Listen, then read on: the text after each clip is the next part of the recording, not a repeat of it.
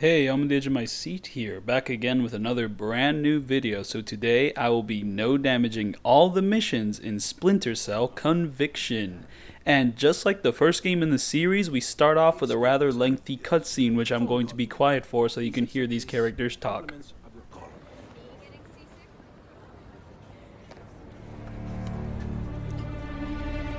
Sam, Who is this? How'd you find me? give me a little credit, Sam.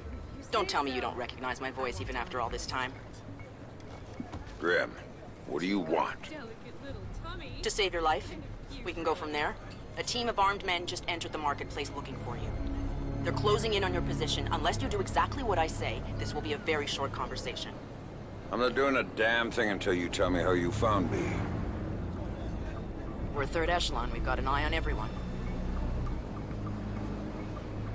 Look up. You'll see it.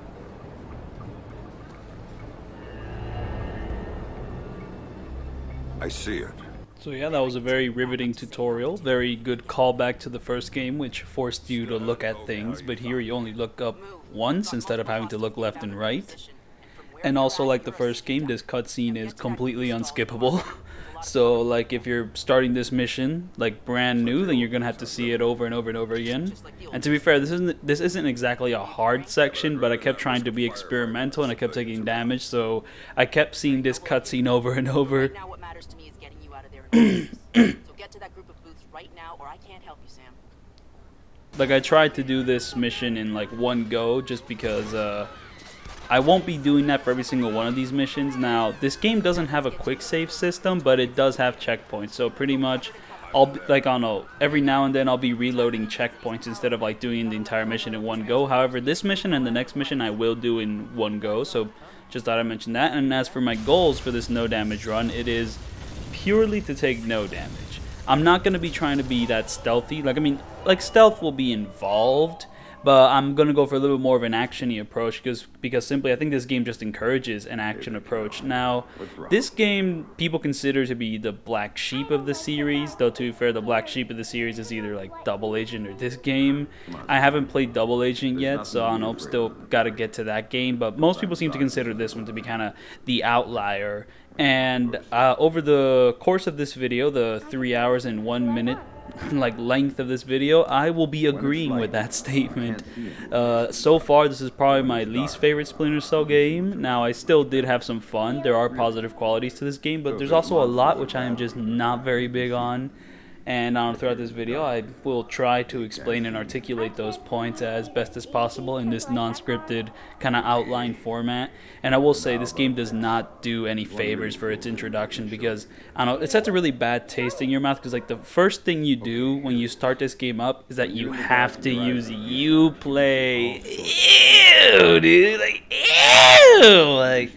Oh my goodness, I bought this game on Steam, and I was like, oh man, can't wait to play this, new game, like, you may have noticed that I skipped Double Agent, and like did this game first, and that's because I own an Xbox 360, and I own an Xbox 360 copy of Double Agent, but it is not with me right now. It's going to be quite a few weeks before I get access to those two things in conjunction. And Double Agent also has like two different versions. Like it has the original Xbox version and then like the kind of 7th gen console version, which is like the Xbox 360, PS3, and PC, though I hear that the PS3 and PC versions are kind of glitchy and weird, so might as well play it on its original console, like kind of the desired console, the Xbox 360, but I don't have that with me right now. And also for the original Xbox version, I'm assuming it's available like on Xbox Live, and I may have access to an Xbox One, so I could probably like play it there, but I don't have it with me right now. So like once again, that version is also like, in a few weeks I'll have access to it. And I don't want to really emulate the Xbox version just because, well, man, I don't know how Xbox emulation works, and also I don't want to play the PS2 and GameCube version because I hear those are kind of downgraded. I want to play the best version, like that first version of the game or whatever. Now you're talking. But yeah, here we're just kind of going through some tutorials, very unskippable tutorials where we kind of go through cutscenes with our daughter, though it is kind of nice to see our daughter again because we barely got to see her like after the first game. The first game had a few cutscenes about her. Second game pretty much kind of blatantly ignores her. Same with the third game. As for the fourth game, that a big plot point is that she's just dead. but you didn't really get much chance to, like, develop a relationship with, like, your daughter in this game. At least you don't get to see Sam Fisher develop a relationship with her that much. So I mean, Conviction kind of starting off here with this point is pretty good. Like, I mean, I'd say story-wise, like, this is a really nice place to start. And also, there's like a weird parallel there where it's like, it's like he's like, "Oh, Daddy, what are you doing?" Then it kind of goes over to Grimm's daughter also saying that. I mean, is it making a connection that Grimm's daughter is like Sam's family as well? Like, I mean, kind of, but to be fair, I don't think the game really goes that far with it or like develops it any more than that. And that's like another thing. This game's story, not a fan. Let me just say, not a fan. Like, I mean, it starts off strong. It has a few good moments, but then it starts rushing. Like, it really starts rushing. Like, I mean, moments which you think would be really cool just do not have the impact that they need just because the game rushed through it too fast.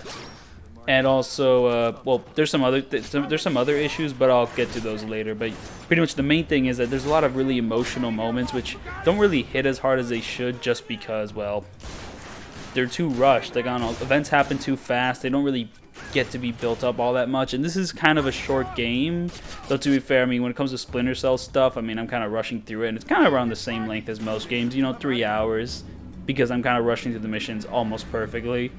So, yeah. So here we're going to enter a lengthy interrogation section, and this is another change which I'm not that big on because it removes something which I really like about the Splinter Cell games. At the very least, an improvement which Chaos Theory brought over is that you can enter a level and interrogate any enemy you'd like because, like, you need information about that level, so, you can just grab 60% of the enemies and, like, get useful information. But now here, interrogations are relegated to these cinematic sequences where you beat a guy up, and you never really get information about the level. You mostly get information just about the story. It's a very, like, story-driven section, and to be fair, like, I kind of understand why, because these levels are not complicated enough in order for you to actually want to get information about them. Like, I don't know, any information you want about the level is kind of spoon-fed to you. So, like, having enemies, like, tell you pretty obvious stuff about the level, which are already pretty obvious in their own right, like, it'd be pretty pointless. So I understand why they didn't go in that direction, but then that just brings up another issue. Like, why are the levels so simple?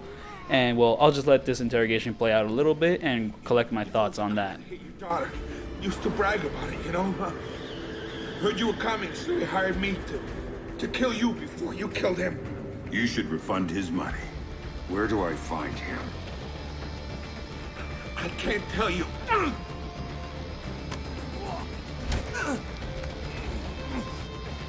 In the city, the old museum on King George Street. It's his place now. Guards out front and on the sides. Don't tell him I told you.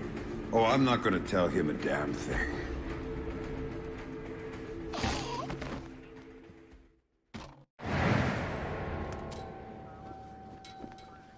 So yeah, like I was saying, like, the level design in this game is honestly just insanely simple. And to be fair, I'm coming off of Chaos Theory, which has, like, the biggest and, like, most fun levels in the series. So to go to this game, which, like, strips the levels, like, way down to, like, very linear, very straightforward, like, sections, it's kind of disappointing. Though, to be fair, this game isn't, like, always linear. Like, sometimes some of the levels might be a little bigger, like, a little bit more, like, different pathways to explore, but nowhere near as well designed as something like Chaos Theory. And also, it kind of returns more to, like, the design of the first two games. But to be fair, even the first two games kind of had more going on with their levels, even though they were super linear. Like, this kind of feels like a more simple version of, like, that. However, I don't know, one thing I really like about this game is the verticality sometimes. I don't know, I mean, Sam Fisher here, like, his animations are all sped up.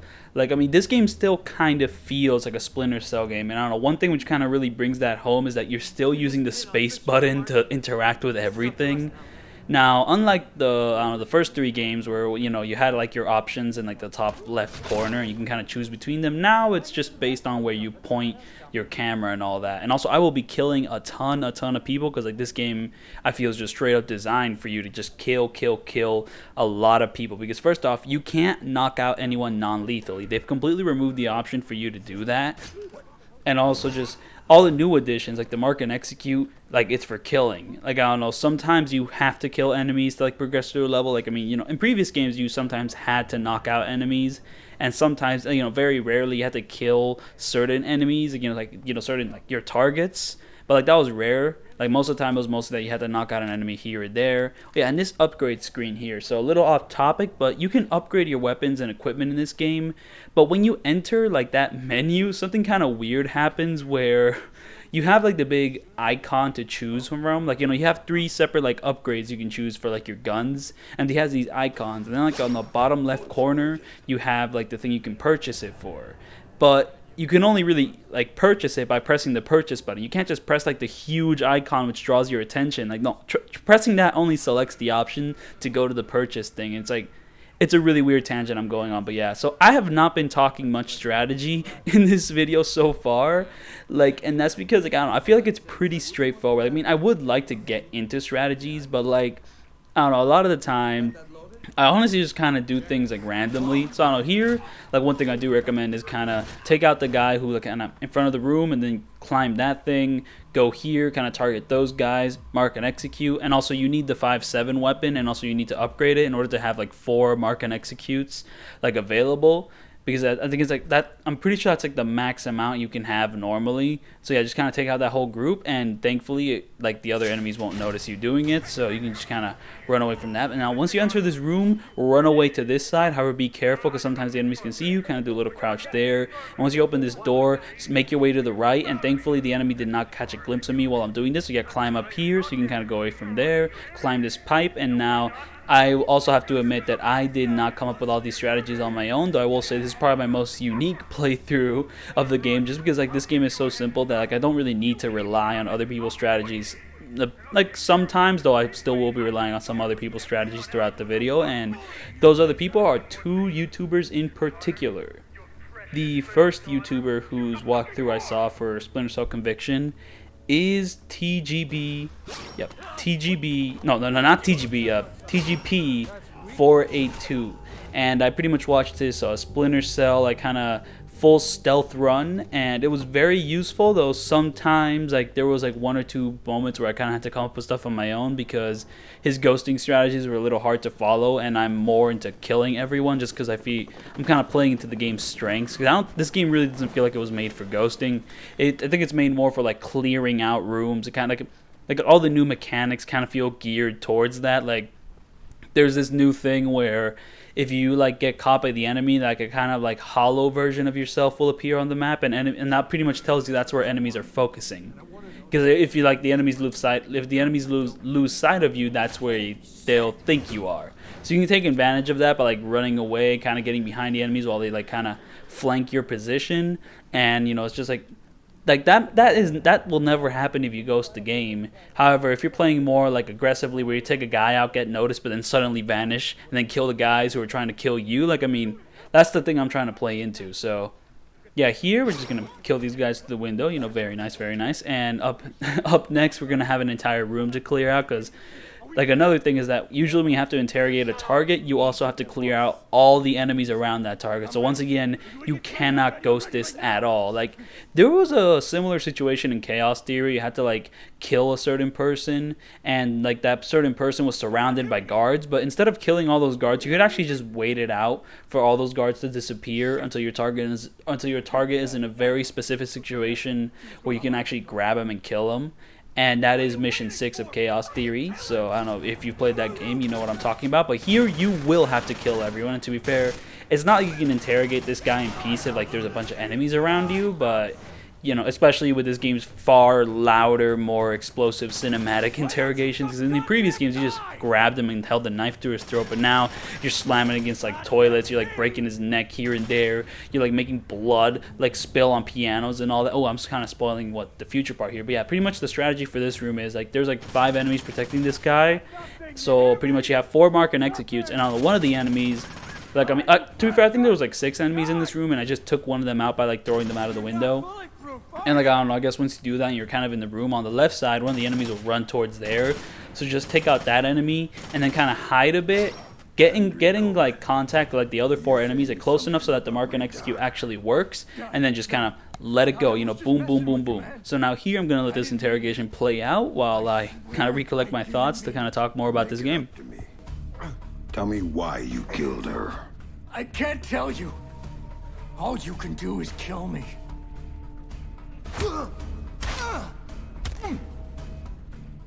It was just a job. They just gave me a picture and told me to provide a body. That's all it was, a dump job. They isn't good enough. Who were you working for? I can't tell you. I'm still working for them. They'll gut me if I tell you.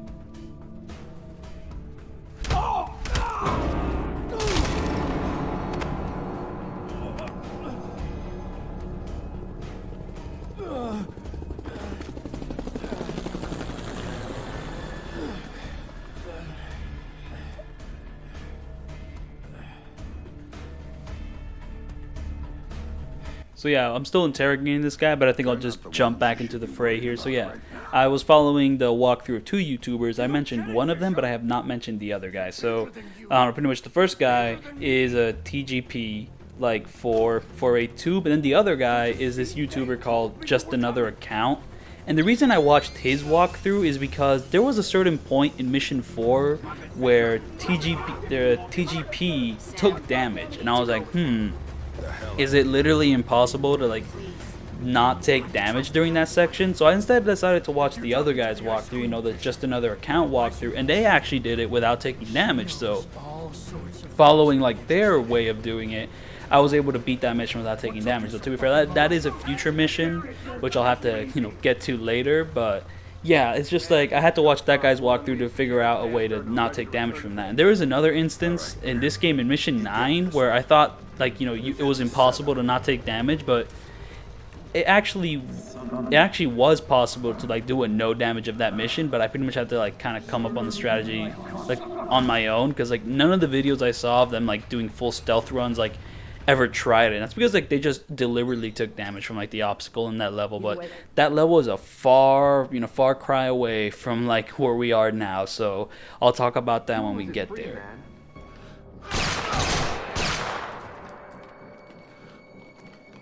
Colonel Prentice, Major Robertson, we don't have time to chat.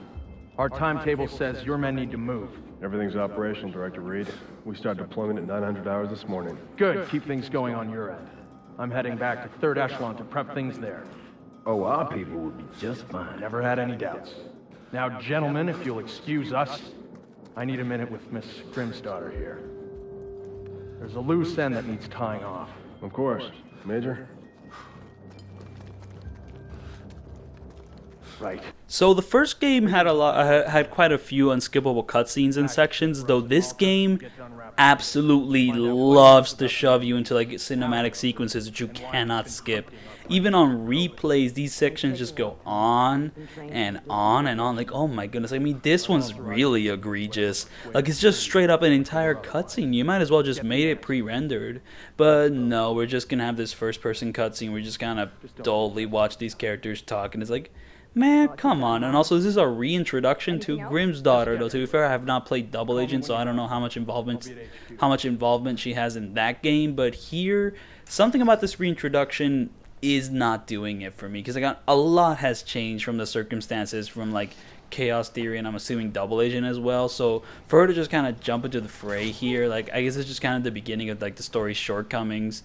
And also, she's a lot more brutal. She's a field agent. It's kind of like, And also, she just kind of dumps the entire objective of like the game right in your lap at this moment. It's like, okay. Stolen Russian EMP tech through Malta, and Reed stonewalling any kind of investigation into it.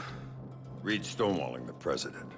He's got serious political coverage from somewhere, and the president isn't getting anywhere through channels. We know they're in the final stages of prep for something very ugly, but what we don't know is what it is or where it's going down. Really? Then again, you seem more interested in field work these days. Stop it. I need you to do this. The second I make a move, my cover is blown. But you're on the outside now. You are free to act. I don't do this sort of thing anymore. Tell that to the men you killed in Malta. Now, if you don't make it look like you escaped and attacked me, I'm dead. So make it look good, Sam. Hit me. Do what you have to do. Grim, let me remind you, Also, another thing I'm not big on this game is that it really likes being brutal. Like, you know, oh, this is edgy. This is a darker Sam. You know, he's been through some shit. Like, oh, he doesn't trust nobody. And it's just kind of like, Like, to be fair, I don't think it's as egregious as something as Hitman Absolution, though. To be fair, I think one reason it isn't as egregious as something like Hitman Absolution is because Hitman Absolution is trying way harder to have a style, while in this game it's a lot less pronounced, but it's still kind of there. Like, sometimes the dialogue will be trying too hard, especially from the enemies who will be say some really try-hard stuff. Like, there's a very, like, select, like, piece of dialogue, which I think happens in this level or the next level, I forget. Or I think it happens in the white box level, which is in Mission 6, but, like, I don't know, some of the dialogue here is just, like, ugh. Like, I mean, even, like, previously, like, in Mission 2, where it's, like, I don't know, where Kobin's like, yo, Sam, your daughter's a whore! Like, what? Oh, my goodness, that's not PG language? Like, I'm not feeling it. Like, I don't know, I mean, the previous games could be dark, and also, but they were, like, kind of lighthearted, while here, you know, it's a darker story. We're going to, you know, darker territory. But it doesn't feel, like, natural sometimes. And also here, oh, we're gonna hit her, oh, bro, we're gonna hit her. And then she's gonna get up. Okay. And then we're gonna hit her again. Bro, he hits women, oh my god, bro. Like, bro, really? That'll do. Like, not feeling it. Work. Shut up. Here. My car's just outside their security gate. It's a red T208. I disabled the GPS locator chip, so Third Echelon's birds can't find it. And take this snake cam. It's linked with this phone. The signal's encrypted. In case you get lonely. So I can set up a call with Sarah to prove to you that she's alive and unharmed. Now we need to get you out of here without them coming after you. C4 should help with that. There's some right outside. Get it and call me back. I don't get the gun. Just point it at the right people. Oh, I will. This game is very useful because, like, I don't have to do most of the commentary. The game does it for me. So yeah, here is my first instance of reloading a checkpoint, and you will know that I've reloaded a checkpoint because the screen will fade to black, and that's how you'll know. So I'm not gonna try to hide it, like, you know, by sneaky editing or whatever. Like, I'm gonna be pretty blatant with it. Like, I definitely use checkpoints there. So yeah, kill that guy so you can get the execute thing. Oh yeah, so mark and execute. So, like, the way it works is pretty much I don't know, you can pretty much just choose targets, and then you press a button, and then boom, you immediately kill them. But in order to have access to do that, you have to knock one enemy out. Once you can knock one enemy out, you can pretty much go wild with the execute stuff. And then once you go wild with the execute stuff, you pretty much just do it. And then once you do it once, you have to kill an enemy again to get access to do it again.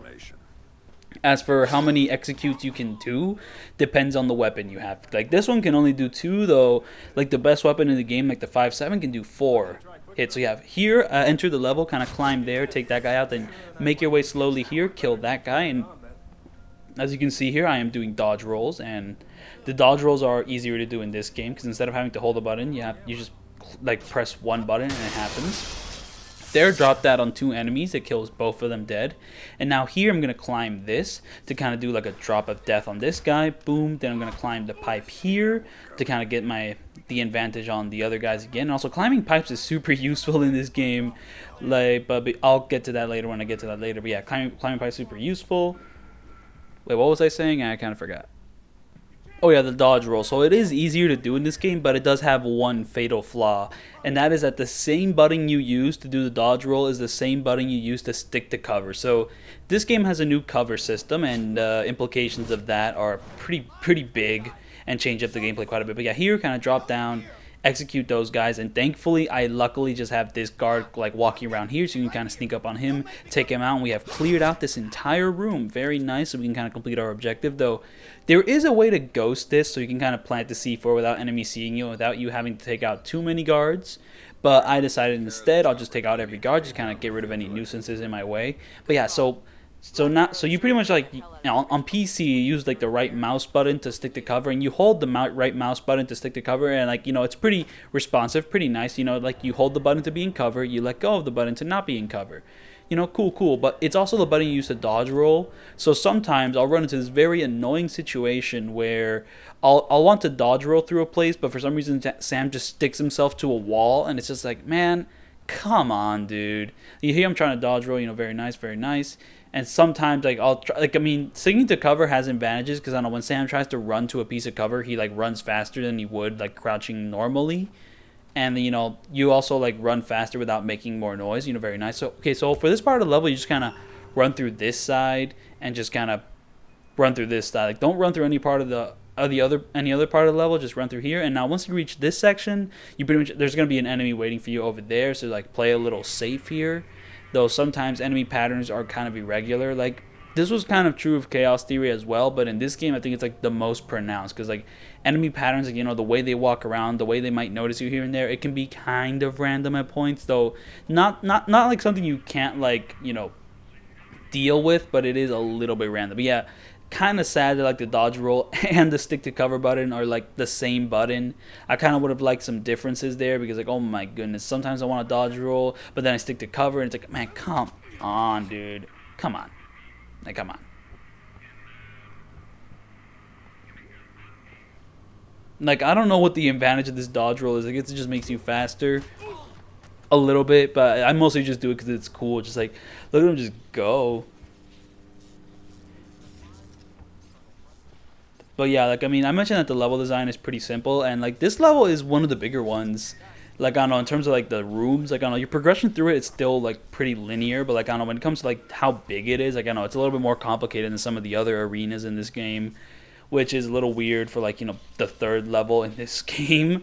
But yeah, and like one thing which kind of contributes like these levels feeling very straightforward is just the objectives. Like, I don't know, I mean, the first two games could have pretty straightforward levels, but like the objectives never felt as straightforward. Like, I don't know, sometimes you would have to do more complicated things. Like, sometimes there would be like a little bit of menial backtracking. Though, to be fair, that was more with the first game. The second game doesn't really have any backtracking per se. But like, I don't know, the objectives in this game in particular are just pretty straightforward. Like, I mean, the most complicated that they get is sometimes you have to like mess with two rooms or whatnot. But for the most part, it's just kind of run here, get to this certain part, and then once you get to that certain part, just keep moving forward. Like, just pretty much, like, I mean, just very much go here, and then once you go there, just keep moving forward. Sometimes eliminate an entire group of enemies in a room, and it's just kind of like, I don't know, the levels are simple, they're linear, the objectives are straightforward and also linear. So it's just like these two things like combined make for a far like less more brainless experience when it comes to like objectives and like level design, like mapping and all that. Because I don't know, something I had to do for like the I don't know, Chaos Theory, like in particular, is just I kind of had to have an idea of like the map of the levels. And to be fair, I was following walkthroughs, but following walkthroughs was even harder because like, you know, like I had to know like why they were going where they were going, and I kind of had to have some kind of idea for like what the level was about and all that. It's just like, oh my goodness. So yeah, here the strategy is I don't really know much. So I did follow video walkthroughs, though after a certain point I kind of got tired of following video walkthroughs. I mean, I still looked at the walkthroughs, but then I just kind of did what I wanted. Like, I don't know, I kind of reacted kind of naturally to the situation, because I don't know, my situation can kind of play out a little differently than the one presented in the video, because I mean, I kill a lot more people, and sometimes like, they don't, like, the videos I watch are like the stealth ones, so they don't tell me like good opportunities to kill people. So instead I have to like figure out those opportunities myself. So I don't really know how to explain what I do here. I'm just kind of playing it carefully, sticking to cover, like observing my situation, and then just kind of going through with it as I see fit. And I just don't know. I'm playing in a very reactive like format for the most part in this video. So like, I don't know, explaining what I do is just a little difficult, because I just recommend kind of, I don't know, one thing to do is that the mark and execute system. Like, I don't know, I mean, one thing which this game loves to do is take control away from you.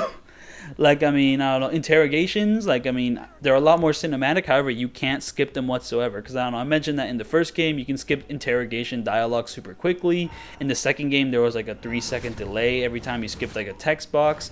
In the third game, they went back to being super quick to skip, and now here, you can't skip it, period. You have to sit through every single line of dialogue an enemy says when you're interrogating them, because this game wants you to see these interrogations. It's going to force you to see these interrogations, and it's just like, oh my goodness, like, you know what I mean? Like, because it's so cinematic, the game doesn't want you to skip it. They don't make it a cutscene, they make it part of the gameplay, but the gameplay is just press C when you like stick an enemy against a certain part of the environment to do a heat action, and that's it. That's the excuse you have to sit through like these lines of dialogue and all that. Oh my And yeah, like, I mean, I don't know, one reason why this level design is just a lot more simpler is because this game really wanted to stick more with an action approach. And I'll just say that, like, is this a better shooter than, like, the first 3 Splinter Cell games? Yes, but is it a good shooter? The shooting, it still isn't that good. Like, I mean, it's serviceable for, like, the type of combat which this game usually has. Like, I don't know, like, for the most part, this game isn't a typical third-person shooter. It's a lot more of this, like, action game stealth hybrid where, you know, you'll get into action set pieces, but, oh, this was kind of a weird instinct thing where after I killed those guys in front of me, I just instinctively, like, went behind me and there was a guy waiting there and I just killed him. I got super lucky there. This kind of happens in, like, this like, video, like, a few times where I just, like, know that a guy's approaching me and then I just get him. Like, I don't know, that's one thing which this game kind of, like, incentivizes, which is neat and it's fun. But yeah, back to, like, my point that, I don't know, like, the 4th mission of this game is horrible. It's probably the worst mission in the game because it's purely, like, action or purely stealth. Like, I don't know, for the most part, this game is more of a blend in between. Like, it's in the middle. Like, you'll be, like, navigating between stealth and then action, like, kind of very seamlessly. You can kind of just drop in and out of an action set piece with stealth or drop into a stealth, like, set piece with more action. And in, like, that middle ground, this combat system works really well. Like, I don't know, it kind of reminds me of the Batman Arkham games. Like, I don't know, I mean, in the sense that, like, the stealth feels more like a mini game per se. It doesn't really feel like as refined as something in, like, the previous games. And that is a very, very complicated point. I don't exactly know how to explain it. But, okay, as I mentioned before, this is actually one of the bigger levels, so I'm actually, like, a little bit lost. And I don't know, one thing which this game introduced to, like, make sure that players don't get lost is a waypoint marker. So, I mean, I turned it off in settings, but if I press tab, it still shows up. And I'm not gonna lie, I did make it show up a few times here and then. Oh, yeah, so yeah, I mentioned that the mark and execute thing, so I mentioned that it kind of takes control away from the player, but I'm going to go off to a different point and mention how another useful thing to use the mark and execute for is to keep track of the enemies you're kind of, like, dodging. Because, I don't know, I mean, you can only mark 4, but if you mark 4 enemies in the area, you can kind of see where they are. So, I mean, you know, if you're a little lost on how to avoid enemy patterns, that's kind of one way to prepare for it. Just kind of mark the enemies who are going to be a little bit of a troublemakers for you, and then it'll make it easier to avoid them. So, here we're going to enter a little bit of an action set piece where they play some, like, I don't know, big, like, I don't know, Hans Zimmer's wow, like, music with, like, I don't know, Sam's daughter going, "Ooh, what was that? What? And yeah, this game's music, I'm not really feeling it. Like, and to be fair, is that I just got off of, like, Chaos Theory's, like, amazing soundtrack, so to go to this more traditional sounding stuff is a bit, like, I mean, this music, I don't know, like, something in Chaos Theory, like, the music in that game kind of captures this amazing, like, espionage, like, feeling, while the music in this game captures more, like, a cinematic movie score, like, it's kind of whatever, Hans Zimmer. And, like, to be fair, there are some good tracks in this game, but, I don't know, I don't think it hits nearly as hard as the stuff in Chaos Theory. So, yeah, here, like, I don't know, one useful thing to do is just kind of stick to the left. And then, like, there's ways to avoid the enemy crowds, but I just kill all of them. And also, EMP grenade. So you get a device later on, which is like a better EMP grenade. But the thing which EMP grenades are useful for is that for like a good like 2 or 3 seconds, it kind of has the enemy stunned for a little bit. So it gives you a chance to like move to a piece of cover, which maybe if you moved without shutting up, without using the EMP grenade, the enemy might have noticed you. But if they're stunned for like a good 2 or 3 seconds, it gives you like a nice chance to kind of slip in while they're still stunned. So, and also it might give you enough time to like knock out an enemy, but that's a little bit rarer because it can be tough timing that stuff.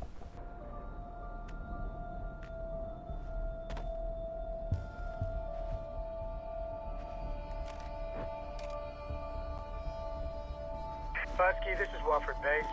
We've got a So yeah, this is the worst level in the game, and like, I don't know, this is where the video walkthroughs became super useful, because I was scared that this level would be impossible to like ghost or stealth through, but it actually is quite possible. It's just that it sucks ass, because I don't know, like the normal game, you know, pretty much every other mission in this game, there's like multiple ways to like avoid like, I don't know, getting into action. Like, even if you get into action, you can kind of like get out of it, like, I don't know, pretty quickly by, I don't know, using an EMP grenade, or maybe just killing every single enemy in that room. Like, and also there's ways to notice if an enemy notices you or not. Like, I don't know, you have this little indicator which like slowly builds up, like not too slowly, but like it builds up if an enemy's looking at you. So like, you know, if you're like in the side of an enemy. While in this level they completely got rid of that, because I don't know, I guess you're playing as a character who doesn't have like that third instinct, but it makes the gameplay worse, because sometimes you get noticed and you don't know why or how you got noticed, because like that little indicator doesn't show up. So to be fair, the previous Splinter Cell games didn't have that indicator, but also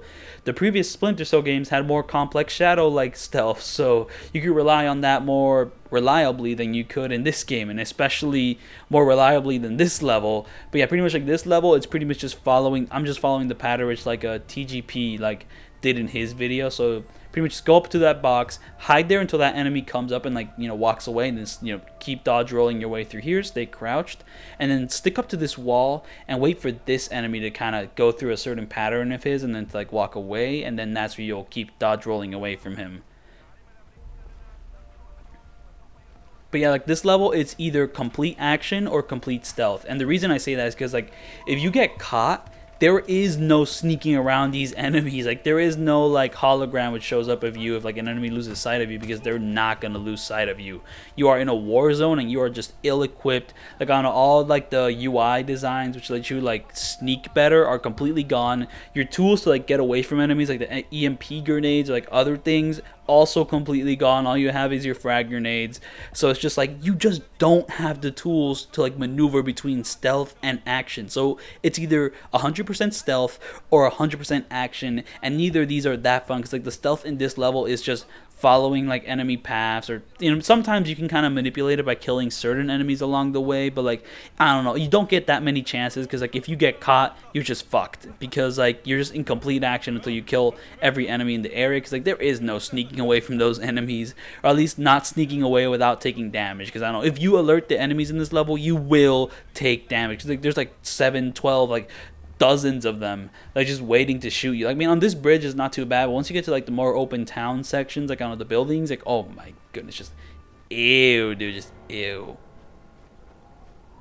It's just kind of like, why have this level? Like, I mean, like the normal gameplay is already so divergent from like normal Splinter Cell that why did you have to go the extra mile to make like this bland like military like shooter level in the middle of like your far more actiony like Splinter Cell-esque levels? Like, what's the point, man? Like, it's a shitty level. Like, why include it? So yeah, here just kind of dodge roll through here. Like, the enemies hopefully shouldn't see you, though like this next section is a little tricky. Sometimes an enemy will notice me, sometimes they won't, because like enemy patterns could be a little bit random. But I say like make your way through here quickly until you reach this corner, and then just wait it out. Though to be fair, I forget exactly what I'm waiting for. Like, I mean, I'm definitely waiting for a certain enemy to move out of the way, but I forget which enemy it is. I think I'll remember it once I see it, but like, yeah.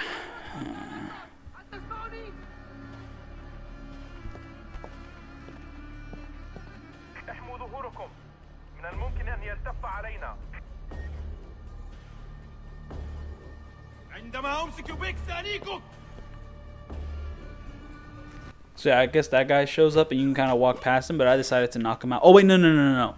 That's not exactly true. Yeah, it is. And so here I kind of follow a bit of a different strategy from TGP, because I'm gonna knock out these guys like in this particular area. Like, I don't know, he found a way to avoid them, but me, I found a way to kinda attack them. But also, ooh, there's a little bit of a close call here. Oh, he's coming. So here I'm gonna keep dodge rolling. I'm gonna assume the enemies looked away from me, so I can dodge into like this next checkpoint. And yeah, I don't really know exactly what I did here, but it worked pretty well. So I don't know, if you copy me, hopefully that'll work. But sometimes enemy patterns are a little different. So sometimes an enemy like might notice you, sometimes like they might not notice you. Sometimes you'll make it in the nick of time, sometimes you won't. Or sometimes an enemy might walk like in a separate like pattern or whatever. But to be fair, that's more like in the more actiony set piece part. So yeah, here's gonna be guard there, so take him out.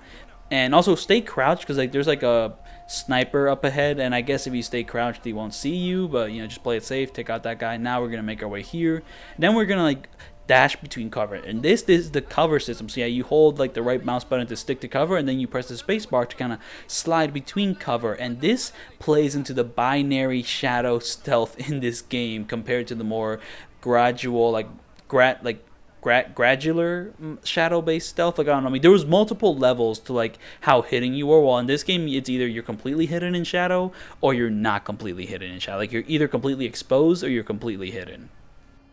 This is one of the big changes in Conviction, which I am not a big fan of. Like, oh man, like, the thing is with the previous games, like, I guess one issue which people might have is that it's kind of hard to tell if you're completely hidden or not. Oh yeah, before I talk about that, that guy in the corner there, wait for him to kind of turn around. Like, I don't know, like, there'll be a point where I move past that enemy, and like that point is when you'll go there. So yeah, but anyways, like, I don't know, in the previous games, like, you know, sometimes it's a little hard to tell if you're completely hidden, because, you know, sometimes, like, you're in the middle of being hidden, you know, like, I mean, there's, like, 3 big levels to, like, the shadow-based stealth or whatever. So sometimes if you're not, like, in complete darkness, you might be like, wait, why? I'm in a shadow, though, right? Yeah, so anyways, there you stand up quickly to take that guy out, because if you don't stand up, you move too slowly to take him out before the enemies notice. Just a quick little detail there. So I guess the reason they made it binary in this game, like the shadow-based stealth, is just because, well, now you're either completely hidden or you're not. You know, there's like no middle ground. But what's great about the middle ground in the previous games is that when you're transitioning from shadow to light, you know, there's like that middle ground where you're not going to be completely exposed once you step out of the shadows. You know, there can be like a bit of middle ground you can work with. While in this game, like, if you step out of the shadows and you're like next to an enemy and then you get completely exposed, boom, the enemy sees you. While in the previous game, it's more like the enemy might be more suspicious of you. Like, oh, did he step out of the shadows? Is he kind of like in the middle of being hidden or not? Like, Anyways, this section is pretty much just an action set piece. So yeah, pretty much just throw a frag grenade into that room. That should take out like a good chunk of the enemies. Though I'm not sure if I did it successfully, because like some enemies kind of step out of that room. And then from here, I kind of just play it a bit action-y. And frankly, I don't really take the best approach with this. Like, I think the strategy, which like TB, oh my goodness, I forgot this guy's name. No, TGP. Yeah, the TGP is that like, I think he kind of walked around here while standing, and I guess that like inspired the enemy to step out of the room. But I didn't do that like hard enough, so I instead entered this room for no reason and pretty much just put myself at like high risk of getting hit. But I still succeeded at taking these guys out. But still, like, yeah, I did this. Like, why did I do that? Like, I mean, those stray bullets could have hit me. There's like 2 enemies there, but I throw a grenade there, which takes care of that one guy, and I got enough chance to shoot that guy out. You know, lucky, and I'm making sure he's dead. You know, I don't want him to be alive and all that, but yeah, I don't know, the middle ground with like shadow-based stealth is that it actually allows you to kind of step out of the shadows for a little bit without being at complete full risk of being exposed. While in this game, you will be completely exposed. And to be fair, this game gives you better tools to, like, you know, get back into hiding after you've been exposed, but still, like, I just don't like it as much. It's not as engaging. And also, this means that you can't rely on hiding in the shadows as much. And that's like one of the main joys of like the original first 3 games, is that you occupy the same space the enemy occupies, but you're completely hidden. You could be like in front of an enemy. Okay, so anyways, here, melee attack these 2 guys, bam, bam, bam, bada, boom. And that's going to lead to like a really shitty action set piece, which is actually possible to no damage thanks to just another account's like run of the game for telling me. So yeah, to be fair, I didn't like completely succeed at doing it the way he did it, but it's not too hard to do it.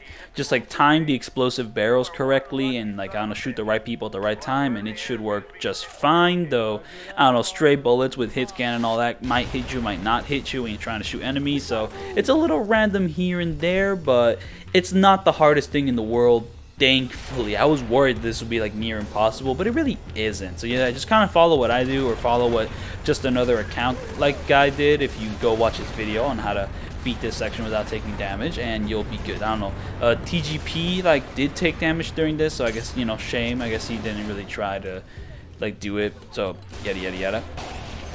But yeah, back to binary stuff. So it's kind of like, you can't really rely on the shadows as much. You still can. Like, there's plenty of good moments where like I go into the shadows and enemies who should be able to see me don't, and that stuff is satisfying, but nowhere near to the extent of the previous games, because this game is a lot more focused on the cover system. Like, I don't know, And also another thing is that the sound system is completely gone. So I don't know, modulating your speed is no longer an issue. Pretty much if you just stay crouched, you're completely silent. But if you're running while standing, then you're super loud, and that's pretty much the only sounds you do. Now that one I can kind of understand, because I don't know, changing your sound is like a little bit of a whatever system, though. Like in Chaos Theory, it does have some neat effects. You actually have the sound meter, and certain areas are louder than others, and also you're louder on certain materials. Like I like that. I mean, that being removed is like a little lame, but for a more actiony game, I can kind of understand it. But the shadow-based stuff, I really would have liked if it wasn't completely binary. And also the entire game turning black and white when you're completely hidden. It's just kind of like, bro, like really? I mean, to be fair, it is kind of a nice callback to the first two games, because like every time you activated night vision in those games, everything did turn black and white. So it's kind of like, oh, it's a nice cool way to bring that back. But also you can choose when to use the night vision goggles, while here you don't have a choice if the screen turns completely black and white. Like every time you're hidden, it will be black and white. To be fair, I was kind of asking for a black and white look like in my Chaos Theory video, instead of like the green tint and like goggle overlay that like game had, but you know, still, like, come on. So anyways, here this level is really easy, so I actually did it in one go.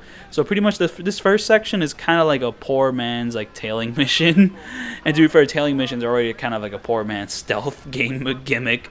But pretty much just follow this guy, and then once you follow this guy, you'll pretty much be en route if we follow another guy really easy. Then once you follow that guy, you'll be en route to follow another guy really easy. It's really straightforward stuff. So anyways, in interrogations, you can sometimes slam this guy's head into this glass, and as you can see, I was like really forcing his head into like that like arcade cabinet, but for some reason Sam Fisher did not want to smash his head against the glass. I don't know, it happens sometimes, and it's really lame because he just does like the melee interrogation. It's like, man, come on.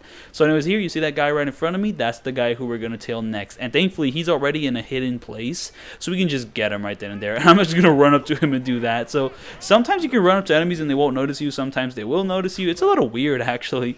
Anyways, you can also zoom in by pressing the middle mouse button. Is kind of the way you zoom in when shooting weapons. Like, it's a little bit of a weird thing, but it works well enough.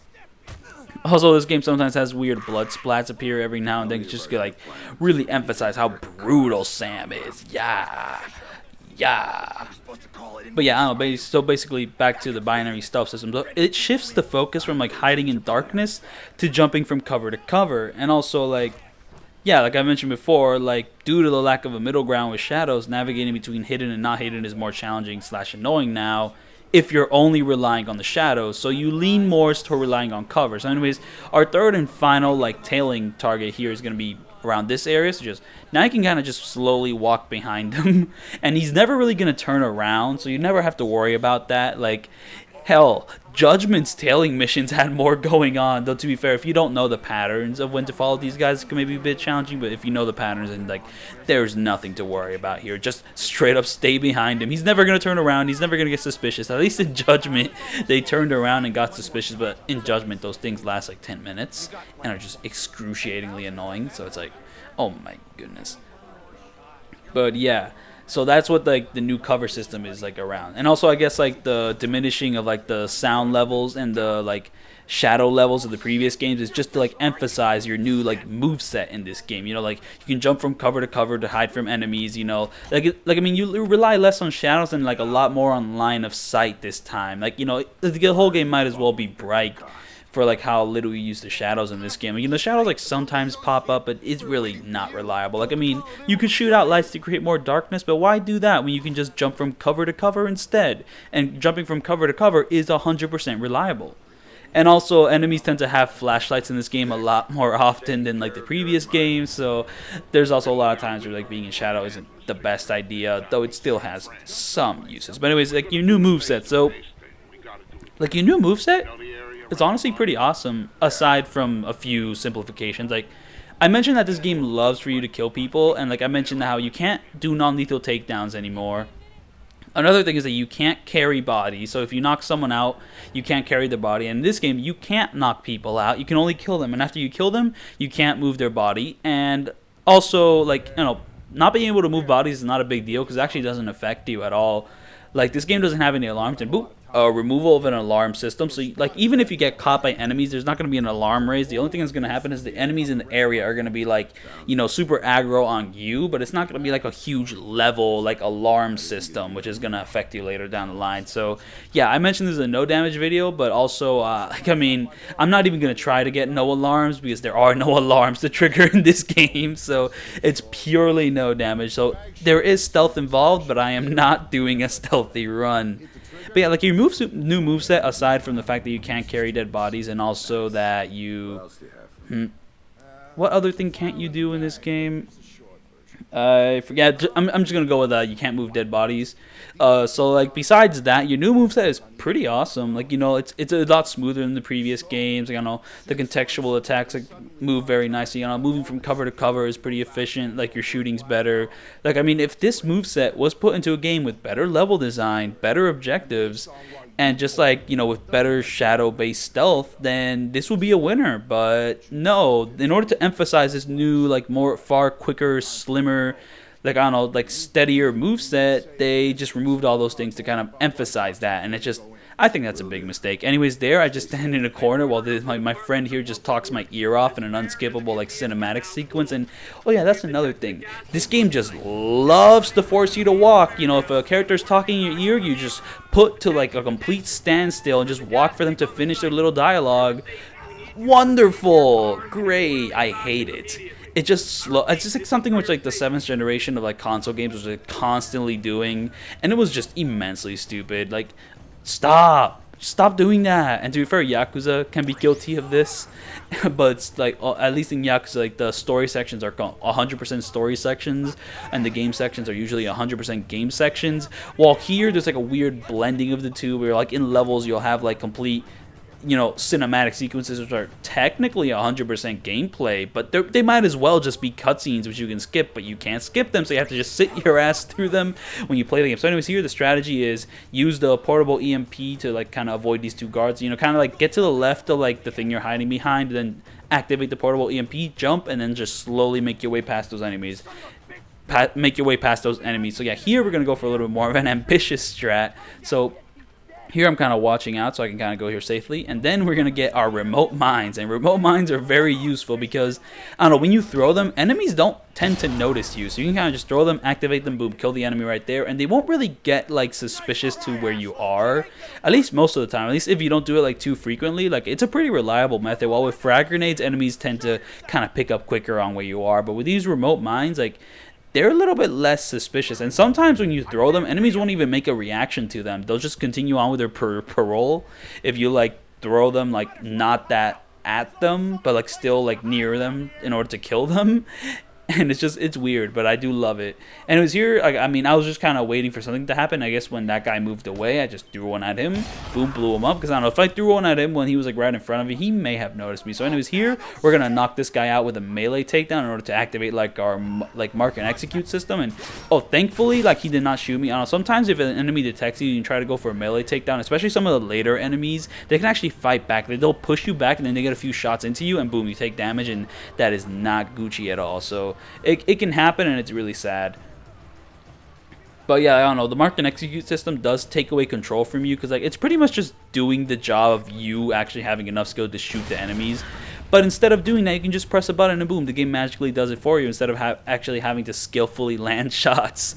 But to be fair, I mean, this game isn't trying to be 100% a cover shooter. It's trying to like accommodate the more stealth players. So I guess stealth players can kind of be rewarded with a kind of just, you know, press E to win button in a sense if they're actually like playing kind of stealthily and like knocking people out with melee takedowns. So anyways, here I use that portable EMP to slip into cover there so I can get closer to the enemy so I can be in range to activate my mark and execute. So, you know, very nice.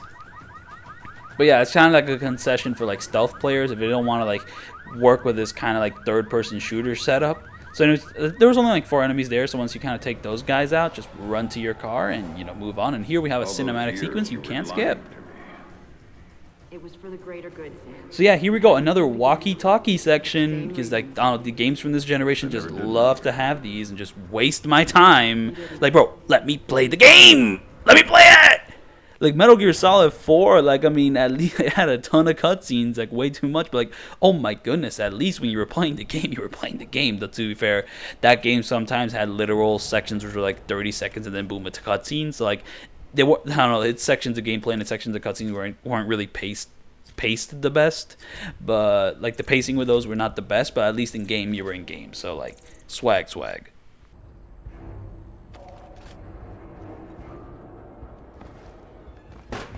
And I mentioned that if you take this new moveset into a game with like better level design, then it will be a lot better. And I'm assuming that's what Blacklist is. To be fair, Blacklist doesn't fully commit to being as good as the first 3 games, though it does like commit to like having a bit more of an open like level design and relying a lot more on stealth and ghosting, which already puts it like way above Conviction. To be fair, I have not played Blacklist in a long ass time, so I don't know if my thoughts on that game would change, but like, if Blacklist is just this game but with better level design and objectives, then I'm pretty much going to be all for it. Your next objective should be easy to pick out once you've accessed the camera feeds. Famous last words. And also, once again, Michael Ironside is awesome as Sam Fisher. Like, he completely just captures the gruffness. And even if we're dealing with a far lamer, more cliche story, though to be fair, the Splinter Cell games have always kind of been kind of prone to cliches. Though I guess in the previous games, they weren't really as flashy with it. Though to be fair, I guess it's because they really couldn't afford to be as flashy with it. Because I don't know, the technology just wasn't there yet. Like, I don't know, one interesting thing which happens in this game is that, I don't know, I mean, sometimes it's kind of like easy to rag on these kind of cinematic sequences for like interrupting gameplay. To be fair, the previous games were not like 100% impervious to having those cinematic sequences. Like even Chaos Theory, like in Mission 9, like, you know, at the end of that mission, you kind of have like a 2-minute standoff with like your buddy, and all that's happening is that you're pointing guns at each other while like you just talk. And like, I mean, this game, like, I don't know, it's kind of similar to what happens in Conviction, but at least in Conviction, moments like that are like punctuated with like far more like engaging cinematography and just far more like production value behind those, instead of just 2 models staring at each other with guns. So like, I mean, I don't know, Conviction, like, I don't know, I was thinking about it, and Conviction is kind of like, if the developers took the worst parts of like the previous Splinter Cell games and then made those parts specifically better, while making the actual good parts of the previous games worse. It's something kind of crazy, because it's kind of like, why would you do that? Like, I mean, the previous games had like whack ass section, like action set pieces. At least like the first game definitely did. Like the 4th level, the oil rig, that's honestly kind of similar to some of the stuff in this game. But like in, you know, Splinter Cell 1, your moveset is kind of shit. So scenes like that are just egregious. While in this game, they can be kind of fun, especially with like the new kind of like, you know, in between stealth and action, like, I don't know, play style you can kind of adopt, or you can kind of jump between the two like pretty seamlessly. While in the first game, you have a pretty shitty moveset when it comes to like action, like shooting people. So like, on moments like that are just kind of great. So anyways, here I'm gonna mark 2 enemies to like pretty much take them out, and then I'm gonna do a drop of death on that guy so I can activate my execution, like mark and execute stuff for the next part of the level. You know, just kind of, I'm thinking ahead, I'm strategizing here. So anyways, here we're gonna have some really cringy dialogue. Oh, wait. No. I think this happens like later. But to be fair, this is another like kind of, ooh, look how edgy we are. This guy's gonna get shot down. Ooh. I'm going to tell Lucius Galliard that you are interfering in our work. What do you think about that? You hear that? I did. But what he doesn't realize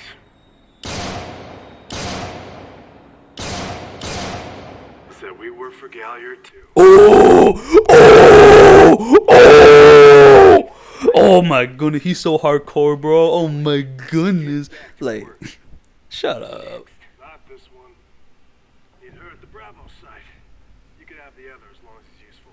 Like, man, I really gotta get back to like replaying Hitman Absolution. Just like, I definitely feel Hitman Absolution took quite a bit from this game, and also try to have a little bit more attitude in this game to very cringy effect.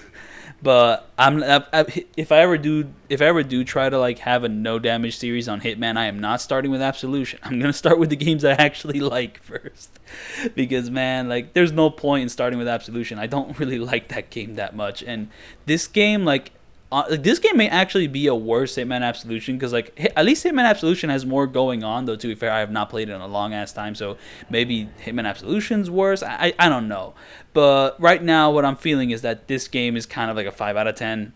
Though to be fair, that was kind of like the first playthrough, and on the first playthrough I noticed something, that like the first half is a lot more fun than the second half, because the second half gets way more dragged down with like far more like actiony set pieces. At least with these like first kind of levels, it kind of has a bit more of that fun middle ground, which like the game is kind of designed around. But then like later levels can get a bit obnoxious with the set pieces, and also just the levels get a little bit more irritating.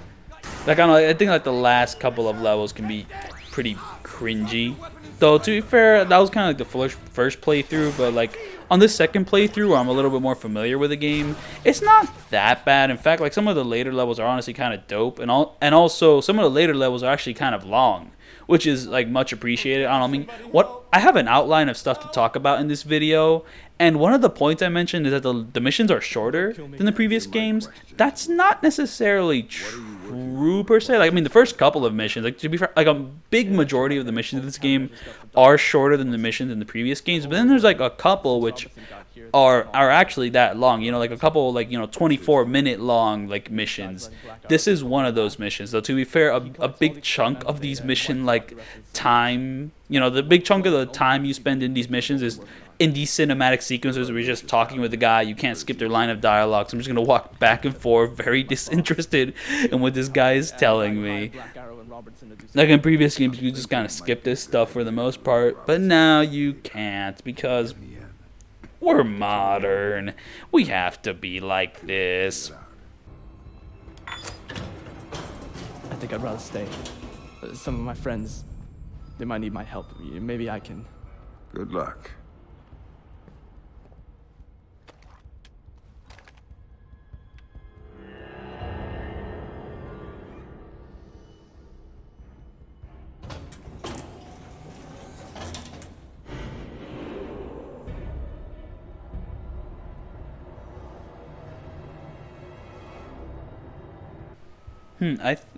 I forget if like what I was referring to happened in the level I was in right now or in the level which happens next. Like, I mean, to be fair, like I'm actually a little conflicted on the brutality of this game. Like, sometimes it kind of works to like, kind of make you like kind of bring your focus to the fact that this is a far more brutal story with Sam Fisher like in a far darker place. But then sometimes it comes off as unbearably edgy. Like, I mean, I mentioned Hitman Absolution. Hitman Absolution is kind of like unbearably edgy for the entire game. While this game is a little bit more justified in its edginess sometimes, but then other times it kind of bleeds through and it can be a bit fucking annoying. Like the enemy types, like I don't know, it's the dialogue they say, I think it can be kind of neat at points, but it kind of starts to rear a bit of an ugly pattern where like the dialogue could be a little bit too try hard. To be fair, Hitman Absolution is a lot more guilty of this, and man, I keep talking about that game.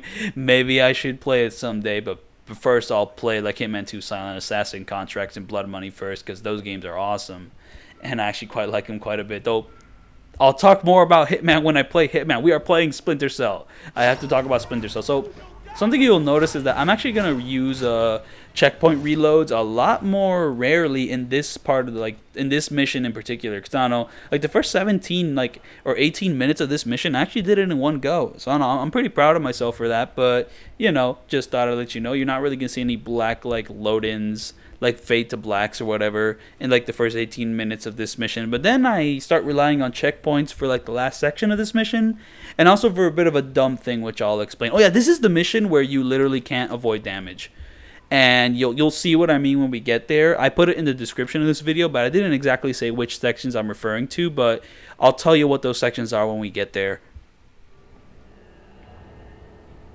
Oh yeah, for as brutal as this game is, you can actually fail objectives for killing innocent people. I mean, it happens in a later mission. I don't do it in this video, but while I was playing this game on my first playthrough, I mean, I threw a bomb into a crowd of enemies, but some civilians were there and some of them died, and then boom, the game immediately told me mission failed. And it's kind of this is the game where Sam Fisher is more unhinged. He's willing to kill anyone to get to his point, but killing civilians? We're just gonna stop the mission because of that? Bro, in the first Splinter Cell game, I killed a civilian, and Lambert was like, Sam Fisher, don't do that again. But the mission still continued. But in this game, it's like you kill a civilian and it's an automatic stop. So it's like, that's weird. In the more edgy game, there's like bigger restrictions on killing civilians. Like, okay.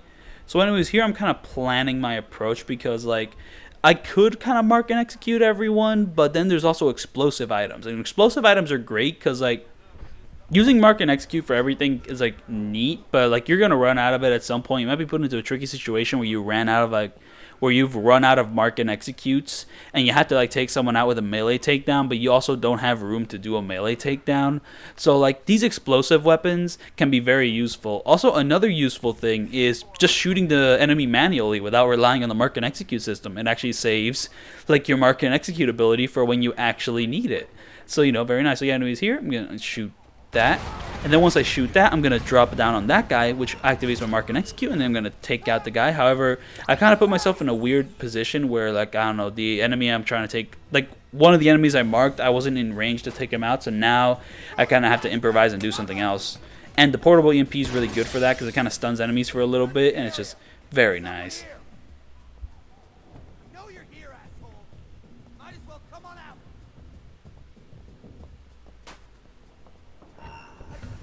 That was very lucky, but thankfully it did work. Come on out! Where's security? We're here to protect people.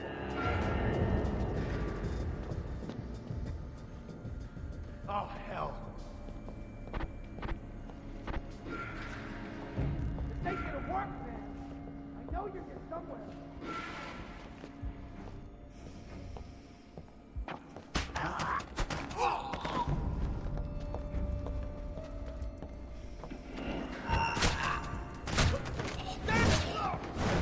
So yeah, I mentioned before that this game like kind of likes to take control away from you, like the mark and execute system, the interrogations, all the cinematic sequences, and the effect this has on like you, the player overall, is that it kind of makes you feel like you're on autopilot.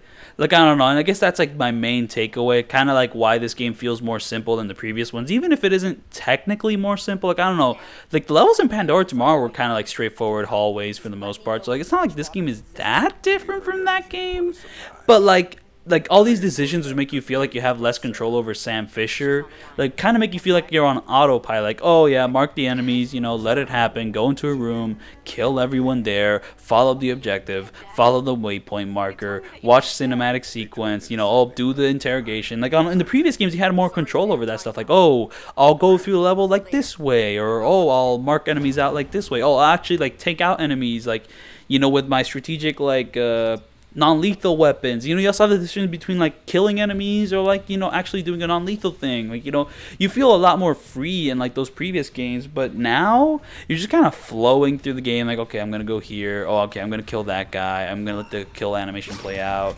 I'm gonna like kind of go into cover. It's just like I'm not explaining it as well as I could, but like I don't know, like the overall effect of this just really bothers me. Okay, So weird thing about this game, so if you slide over cover and like jump onto an enemy, or if you drop down onto an enemy without doing like the drop down death animation, something really weird happens.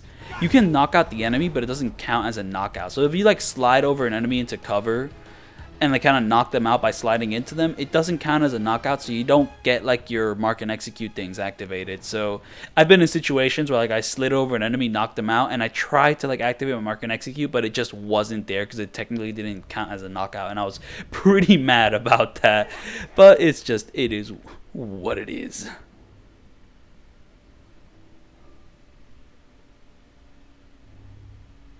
So okay, one good thing about like the new moveset is that you remember what I said when like I was talking about how climbing on pipes was kind of slow in the previous games? Now it's quick as hell. You slide like a dang panther throughout those things, like a dang lizard, and it's just super fast, super responsive. And I mentioned that these games kind of have a Batman Arkham style to them, like I don't know, and that's mostly when pipes are involved in a room, because I don't know, you can just get on those pipes and then like now you suddenly have like a complete survey of the entire room, kind of like how the gargoyles in like the Batman Arkham games, when you're like in the stealth minigame sections, like I don't know, you pretty much have like a good view of the entire room, and then you can kind of mark enemies out and then just kind of take them out one from one. And then when you take one guy, you can man, I am having problems pronouncing words.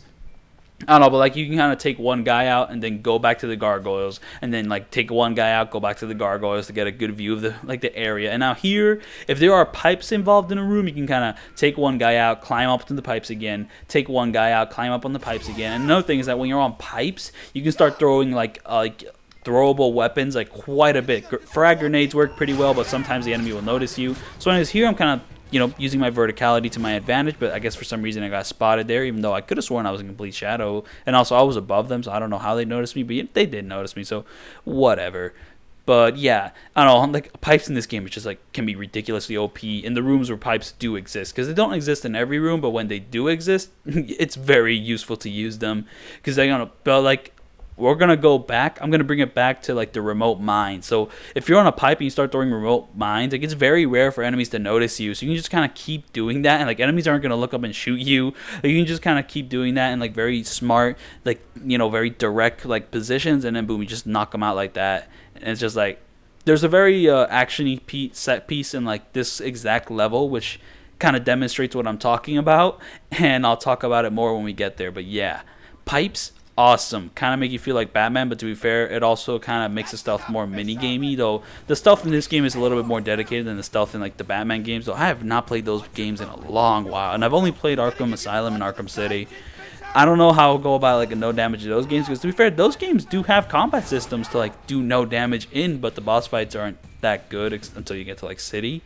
And City's boss fights aren't exactly like the best in terms of combat, but they have like some neat gimmicks and like framings to like kind of make them more exciting than stuff in Asylum, which are just like tanks all the time. It's like, okay, oh boy, I have reached the section where it is literally impossible to avoid taking damage, and you're gonna see me reload a checkpoint.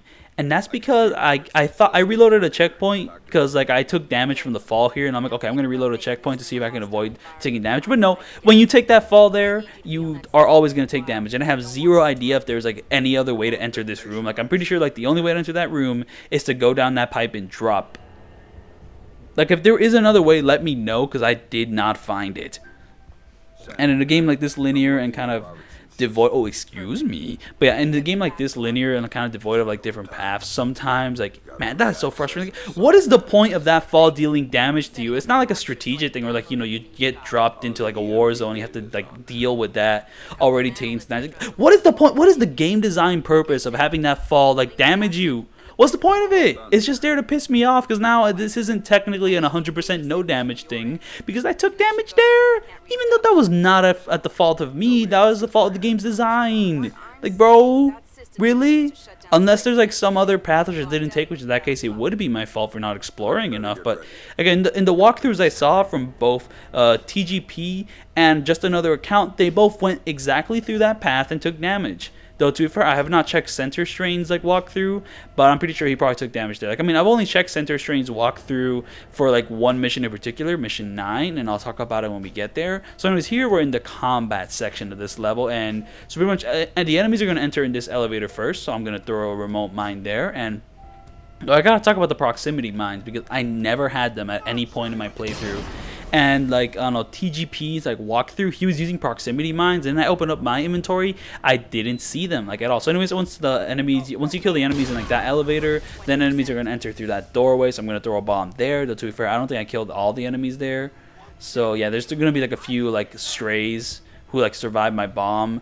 And here I'm not gonna throw another bomb to take them out, because I can actually take them out pretty easily from like up above. So here's the thing about pipes: if you drop down from a high place, you'll take damage, but if you drop down and kill an enemy, you're not going to take damage. So yeah, here, just do a little bit of a depth and above, and very nice. And then once I do that, I can just climb back up here with like no risk at all. And also, one great thing is that you're trying to protect this console, right? So there's going to be at least one enemy who like, oh yeah, so anyways, there are going to be enemies going in through that door, so I throw a bomb there to kind of take out most of them out, though I do think some of them are still going to be alive. So yeah, and then we're going to go back to the elevator. So this time I'm going to throw a frag grenade, because I ran out of remote mines. And to be fair, I think you're actually like right next to like a weapon refill station. So like if I wanted to, I could maybe go back to that weapon refill station. But to be fair, I'm kind of in a rush here to get back to the pipe to be completely safe. So I don't know if I'd have enough time to actually access that console. So then there are going to be enemies coming in through there. And like there's going to be a part of this level where like enemies are going to be coming in through like multiple areas, which kind of flood like the space a bit. So one great thing is that enemies are like, there's going to be one enemy who's always going to go there, where like you have to protect that console, and that console is like right below the pipe. So if I just stand here and wait for someone to like be under me, I can like pretty much use the mark and execute system to pretty much take out the two guys over there, but not that guy below me. Because like I'll take those two guys there, and then I'll go down, take them out from above to like reactivate my mark and execute, and I can kind of keep repeating this for pretty much the rest of this level, while also, you know, throwing out a few frag grenades here and there in like very convenient spawn points, and like, and it's just very fun, very nice. And also maybe throw out a few flashbangs or like portable EMPs when I want to like kind of stun the enemy a bit so that they don't catch me in the middle of doing something. But yeah, here, like, I mean, I have 4 mark and execute, so like if an enemy of like, so if like a group of like 5 or 6 enter, I can still like deal with them pretty effectively, as long as like I pretty much just take out 4 of those guys and then take out the guy below me who's trying to like defend the console, and then just, you know, very nice, just very efficient, very cool. And then boom, drop down on him and it's over. Oh, to be fair, I'm not sure if it's 100% over. I think there's still going to be like maybe another wave coming. Nope, it's over. See? Pipes make it easy, baby. Though to be fair, I guess this arena is also designed in a pretty easy way. As long as you understand where enemies are going to spawn, you can kind of get rid of most of the crowd. So yeah, I think you maybe could have accessed this refill station during the fight, but you know, I didn't really need to do that, so I didn't do that. That trace.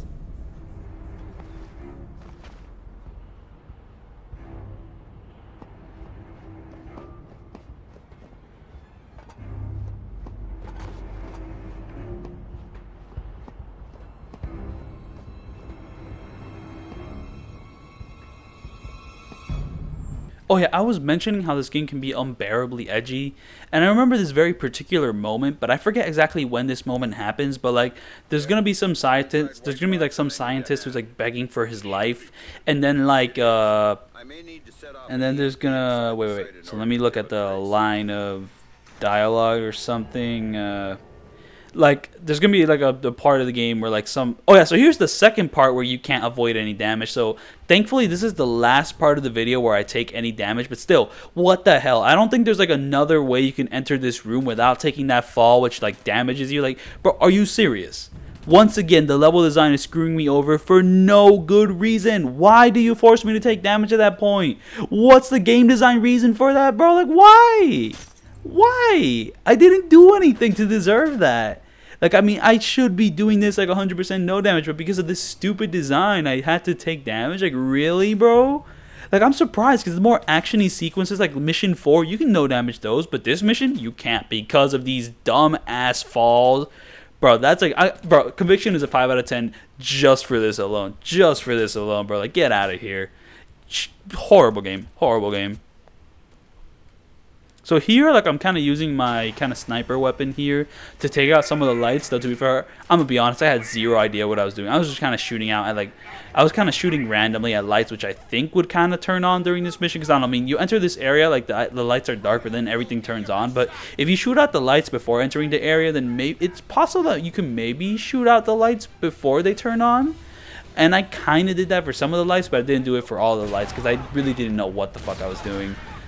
So here, I'm using some explosives here and there. I think I'm shooting like an explosive thing there, and now I'm using mark and execute to kind of mark some enemies, and then I'm just going to take them out here and there. So I'm definitely going to clear this room because, I don't know, TGP, like, he does do like full stealth to like the best of his ability because this game doesn't really allow him to completely stealth everything in this game. So anyways, here I'm going to be hiding behind this cover, and I'm going to shoot out these lights. So shooting out lights does have some use every now and then because now we're in darkness. And we can actually navigate pretty nicely through this darkness. Not as efficiently as like the first 3 games, but it is kind of a nice thing to have. And to be fair, we're already kind of like in an action like game, so like enemies getting stressed isn't that big of a deal. So that's another positive in there, and like shooting out lights and all that. But yeah, I don't know, TGP, he doesn't really like use he's not going for no damage is what I'm trying to say. So like if a section of a game like can like be stealth but not no damage, then he will go for the stealth and not like the not take no damage. Cause like there's a very particular thing he does in this level in particular where he runs to like the control room over there without taking out any of the enemies. He activates it, but then like he immediately dies after activating that thing. But when he dies, he activates a checkpoint which which kind of like reworks the enemy spawns to his advantage. And he also does this in mission 2, like he reaches a certain part of that mission, then reloads like the last checkpoint when he hits like a new checkpoint to like change up the enemy spawns to like be a lot like more advantageous to like his sneaking patterns. Like I don't know, it's a weird thing he does, and like I don't know. And also sometimes in the more actiony set pieces, like with mission 4 or mission 9, he just takes the damage, and I don't want to take the damage. I want to take no damage. So yeah, I'm just killing everyone, just like remove the possibility of ever taking damage. And also just because this game is not a ghosting game at all. So I'm just not going to bother. Big man, hit the switch. Ooh, I'm scared. I kept mentioning like, okay, so here we have, epic death sequence. He gets electrocuted to death. I mean, to be fair, this is kind of cool. I mean, I don't mind it too much. But okay, so I forgot to mention the edgy scene. So like there's one scene where like a scientist is begging for his life, and then like the guy who's gonna shoot him like pretends not to shoot him, but then he says something like, "Ha, that nerd couldn't even die like a man." Like, bro, really? Like that sounds like some high school bully bullshit. Like I can't, like I mean, like I thought like something being a lot darker and more serious is because I'm supposed to take it dark. I'm supposed to take it more seriously. But when you have goofy ass lines like that, like, bro, seriously, like, this is not the time and place for that stuff. Like, I mean, the previous Splinter Cell games could be a little bit more like happy, like I don't know, kind of goofy with like the one-liners and all that. But this game is just kind of like it's trying to be more serious, but it's also like its seriousness is so try hard that it just comes off as stupid. So when I was here, one of my strategies kind of backfires. At least by one of my strategy, I mean the strategy I copied from a TGP. So you're apparently supposed to stay in this corner and wait for these enemies to pass you by, but for some reason this enemy caught sight of me, so I just killed him immediately. Then I activated my portable, like, you know, EMPs to kind of stun the enemies for a bit so I can make a clean getaway. So yeah, the portable EMP, super useful to kind of, if you're ever caught in a hairy situation, you just kind of disorients the enemies enough for you to like maneuver yourself into a far more advantageous situation. And here we're just going to end the level like that.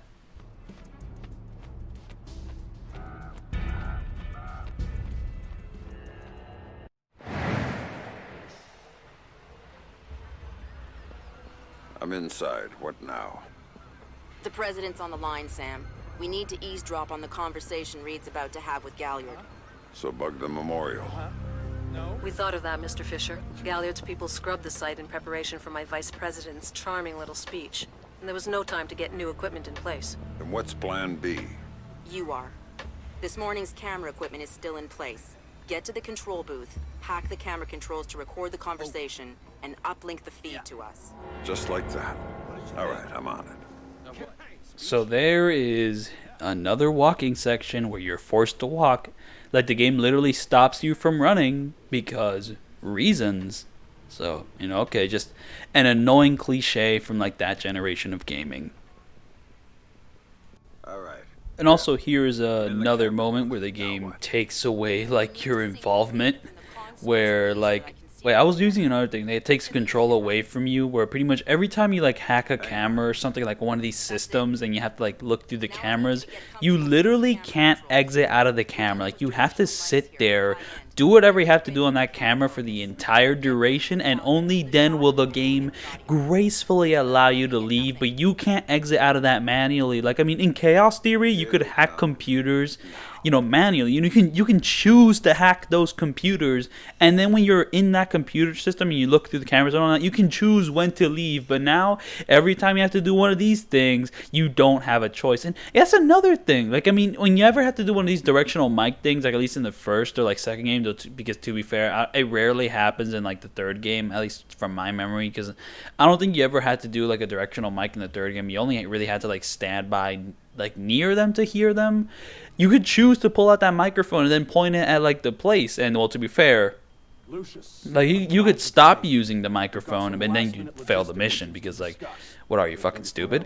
But, like, here you literally don't have an option. Like, your only agency is how to point this thing correctly. And I'll say, this section is kind of annoying on what it considers is, like, correct. Because sometimes I'll have these two characters in frame talking, but for some reason, like, the game will be like, hey, yo, you don't have the mic pointed at them correctly. It's like, what?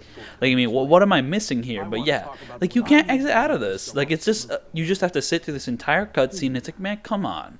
And to be fair, like, the previous games aren't completely devoid of, like, sitting through, like, you know, dialogue for, like, sneaking or whatever. Like, if you want to do certain ghost things in, like, the previous games, sometimes you kind of have to stand around for quite a while. Like, in Chaos Theory, there's, like, one particular moment in the 6th level where you have to stand by and wait for the guards to slowly move out of the room, and also for them to finish their dialogue. And also, you'll be watching certain cutscenes, like, while stuck in vents, and I mean, Conviction kind of takes those moments and makes them more cinematic, and it's like, you know, alright. I mean, but then also Conviction kind of doubles down on having more of those moments, and, you know, those moments are also still cinematic, but yeah, like, I just don't like those kind of moments. And it's not like the previous games were free of those moments, but those games also were a lot more about player choice and just having, like, different paths to take through, and also just more about their gameplay. While here, it feels like player agency is kind of stripped out, and that's the thing. So, like, I don't know, when you remove something from, like, a previous game, I mean, that isn't exactly an issue by itself, as long as you replace it with something as substantial. So, okay, so the level design is worse. Well, maybe worse isn't exactly the right way to describe it, because, like, I don't know, a linear game is not necessarily worse than a non-linear game. It just depends on the context.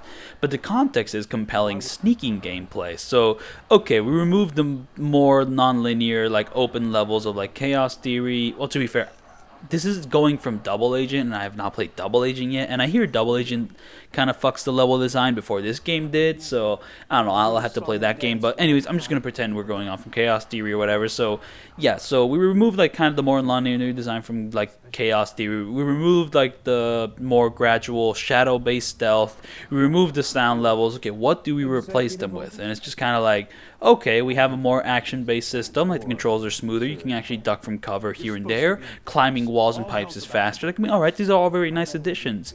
Oh yeah, but we're also going to remove your player agency in a lot of areas. You can't, like, duck out of cameras here. You can't skip dialogue options. You can't skip interrogations.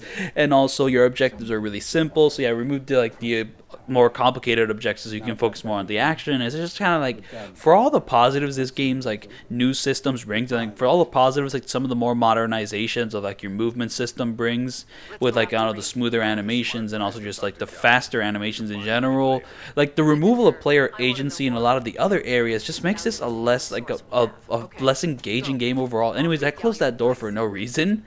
So yeah, like, there's a lot of good additions, but those additions come with a bunch of, like, annoying caveats, which just make this a far worse game overall.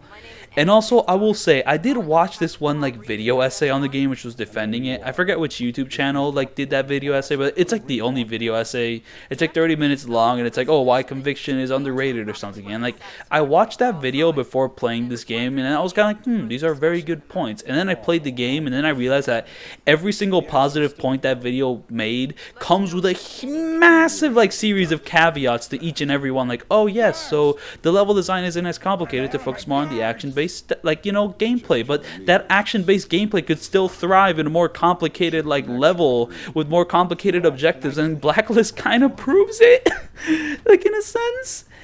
And also, he mentioned something about how, and another crazy thing about that video is that I think he mentioned something like he only played Conviction. Like, Conviction was, like, his first Splinter Cell game, and he hasn't played the earlier one. So pretty much everything he's talking about is more from someone who's only played Conviction. And it's just kind of like, some of the points he makes is kind of like, well, if you played the previous games, you would understand why certain elements aren't up to par. So it's just like, man, like, some of these, like, long-ass video essays where, like, someone makes a long-ass video essay on a game which they've only played, where they only played one game from a very, like, long established series. So sometimes they'll make a point which, if you played the entire series, you would kind of understand, like, why that point kind of sounds like nonsense. Like, I watched this one video on Yakuza 7, like, a dragon, I don't know, it's called, like, why Yakuza Like a 7 is awesome, or why I can't stop thinking about Yakuza 7, and that video is pretty awesome. Like, it's kind of this hour-long like critique analysis of the game, and it's pretty well edited, pretty well like presented, and overall it's a pretty dope video. But there's one section of that video which just kind of made me cringe like super hard, and it's one where like, I don't know, the lady's just kind of going like, oh yeah, so I really love Kamurocho and Sotenbori in 7 because they're so detailed and lively. You know, it's like it's like they were made for the game or whatnot. I mean, I'm not paraphrasing her exactly, but it was super cringe to hear because like it would like, if you've actually played the other games, you would know it was immensely obvious that they just copied Kamurocho and Sotenbori from like Yakuza 6 and Kiwami 2. It's not like they made it for Yakuza 7. They just copy and pasted those previous environments for that game just because like it fit. It's not like this like so innovative, so detailed like Kino world. Like, it's just, there were just empty spaces for that game. The rest of the video does hold up a lot better, and it's still a pretty fun, entertaining video that was very well edited and like very well made and crafted. It's just that particular section just kind of made me cringe. So yeah, I guess that's kind of what happens when you make a long ass like video essay type video on like one game in a series of other games you haven't played. But I mean, like, I don't know, that's not exactly like de-emphasizing like, I mean, you should still be able to review like a game you played, even if you haven't played the other games in the franchise. But when it comes to like the long ass like analysis type videos, like, I don't know, maybe you should invest some time in the other games before making broad like analytical points about like one game in the series when compared to other games in the series. I don't know. And like, yeah, I'm talking mostly about like that conviction video. So just kind of that. So anyways, here we have a chase sequence. So it's like, okay.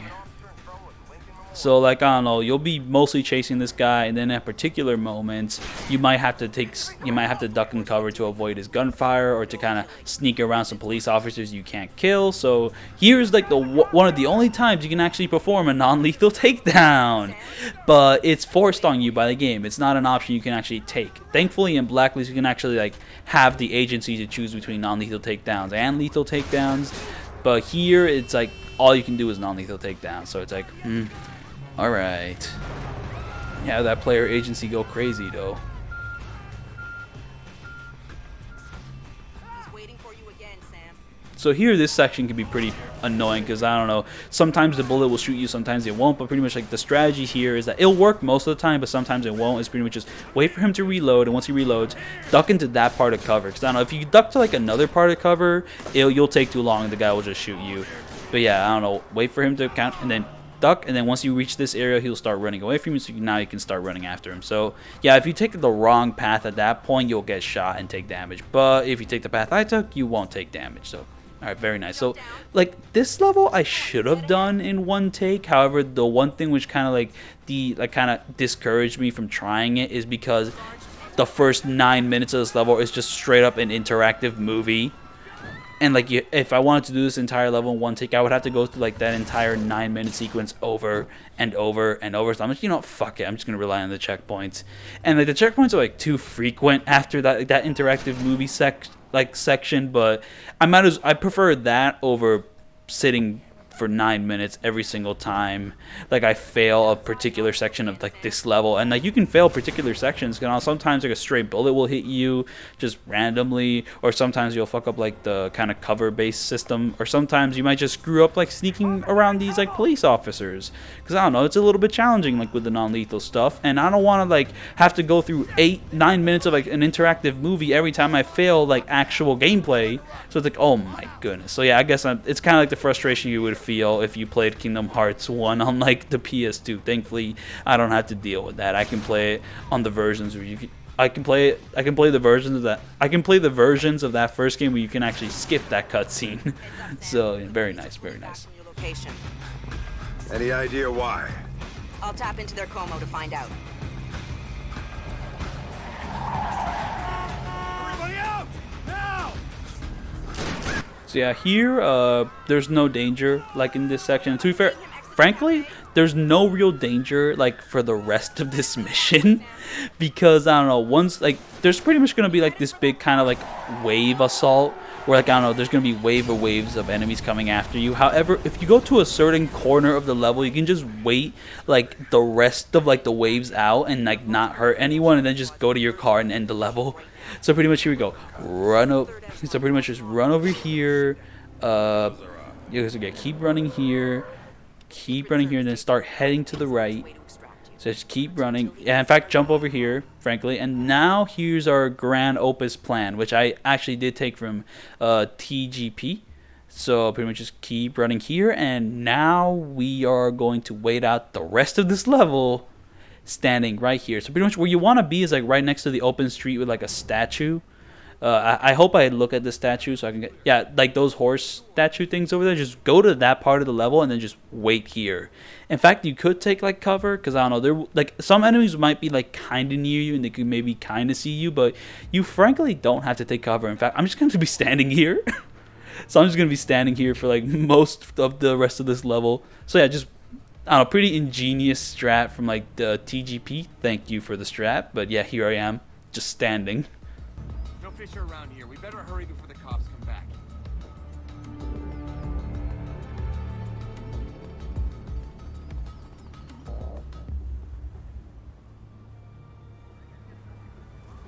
I'm not finding anything.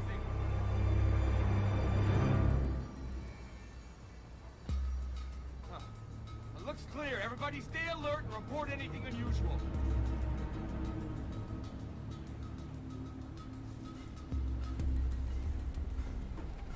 Still nothing here. This cafe's got plenty of hiding spots for a guy like Fisher. Sam, a second wave of operatives is on its way.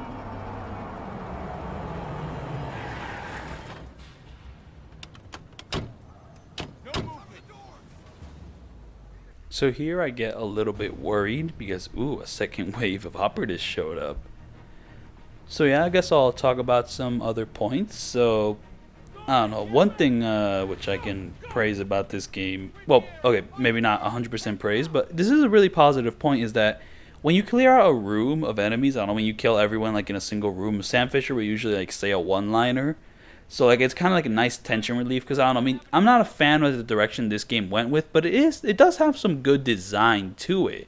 Like, I mean, you can't really play it the same way you can play the previous games, but if you kind of play by its rules, it is pretty well designed for like that moveset for the most part. And like, I don't know, one of these things is that when you clear out an entire room of enemies, when you kill everyone in the room, you know, like the music will die down, and Sam Fisher will, for the like, a lot of the time will deliver a one-liner to kind of indicate you cleared out everyone in the area. It's a kind of nice tension relief, because you know, you're like kind of like really tense, like taking out every single enemy in the room. If you're doing it sneakily, if you're like shooting everyone kind of like action-y, I don't know, however you're doing it. I mean, once you're done, boom, the tension like it's like released. You know, you're kind of back into like a safe zone, and you can kind of just move on with the level. Sam Fisher delivers one-liner, Michael Ironside smooth voice. You know, I think it's a really nice addition. I think it's awesome.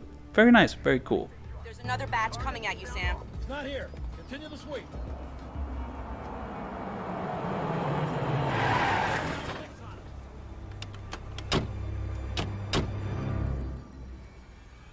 So yeah, there's like the one enemy to like the left of my position, and he's kind of there.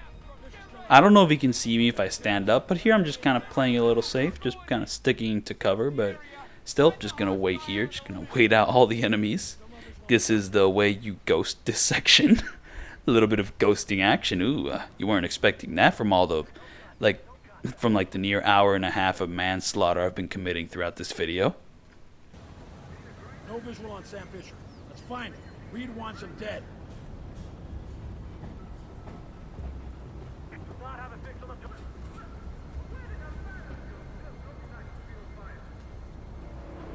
No sign of movement. So here our escape arrived, like our car arrived, and here we're fucking out of there. Oh my goodness. So yeah, so here we're gonna begin. This is probably like one of the best levels in the game. It's also like one of the longest, and it's also one of the coolest conceptually. Oh yeah, another thing, the areas in this game aren't that cool. It's just mostly stuff around Washington DC. Like the locations are kind of bland in this game, frankly. Like, I don't know, I mean, going from like a game like Chaos Theory, or maybe like honestly like even the first two Splinter Cell games where you're constantly going from cool location to cool location, here you're just kind of in Washington DC, and you know there are a few standout levels, but then like a lot of them can just kind of blend together, frankly. But this level is pretty cool because it's third echelon. It's, damn, we're really hitting up the old third echelon. So anyways, here we're gonna go to this part here, and then we're gonna sneak in through here. So yeah, this is actually a part where you have to be stealthy per se. Like, you can still kill people, but thing is, you cannot get detected, and also security cameras get introduced in this level. And to be fair, security cameras get a very limited use throughout this game. Like, to be frank, I think it's like the one time like they're really, really noticeable. But even though you have to be sneaky, you could just kind of take both of these guys out and not suffer too much consequence. Suffer no consequence, frankly. I mean, as long as you don't get unlucky. But yeah, I mean, security cameras are here, and in this section of the level, you can't take them out. Like, later on, you can shoot them out just fine, and it really won't matter. But right now, not allowed. So yeah, you pretty much have to, like, this is probably like one of the most complicated objectives in the game. Probably the most complicated objective, because pretty much you have two like locations you have to go to. So pretty much you have to go to one location to activate something, and then you have to go to the other location to activate something. Well, put C4 somewhere. And then once you do those two things, you have to go to an elevator. And it's like, that requires like a little bit more going on with like this level. It's like kind of like a short, kind of open level, so like, I don't know, it's like and also you have to be sneaky while doing it, like forced at this time. So yeah, like, it's not that hard, but it's like kind of, ooh, it's a little bit of a departure from what this game usually has you doing.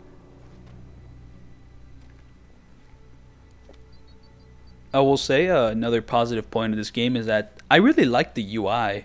Like, it's really slick, like really minimal, but tells you all the information you need. Like, my only issue with the UI is that, well, no shadow meter or sound meter. Like, I really would like those things to come back in some way, so you can actually, you know, so we can actually have the so we can get rid of the binary stealth system and replace it with the more gradual, like, shadow-based stealth system, because I do really love that shadow-based stealth.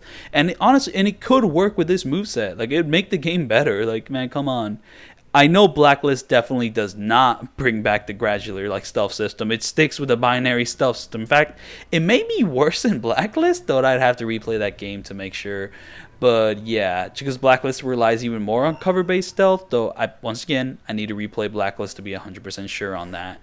But yeah, like, I mean, just add those things to the UI to make it better. Like, I mean, Splinter Cell UI has been pretty good. Like, on the first 3 games have a nice kind of like kind of UI.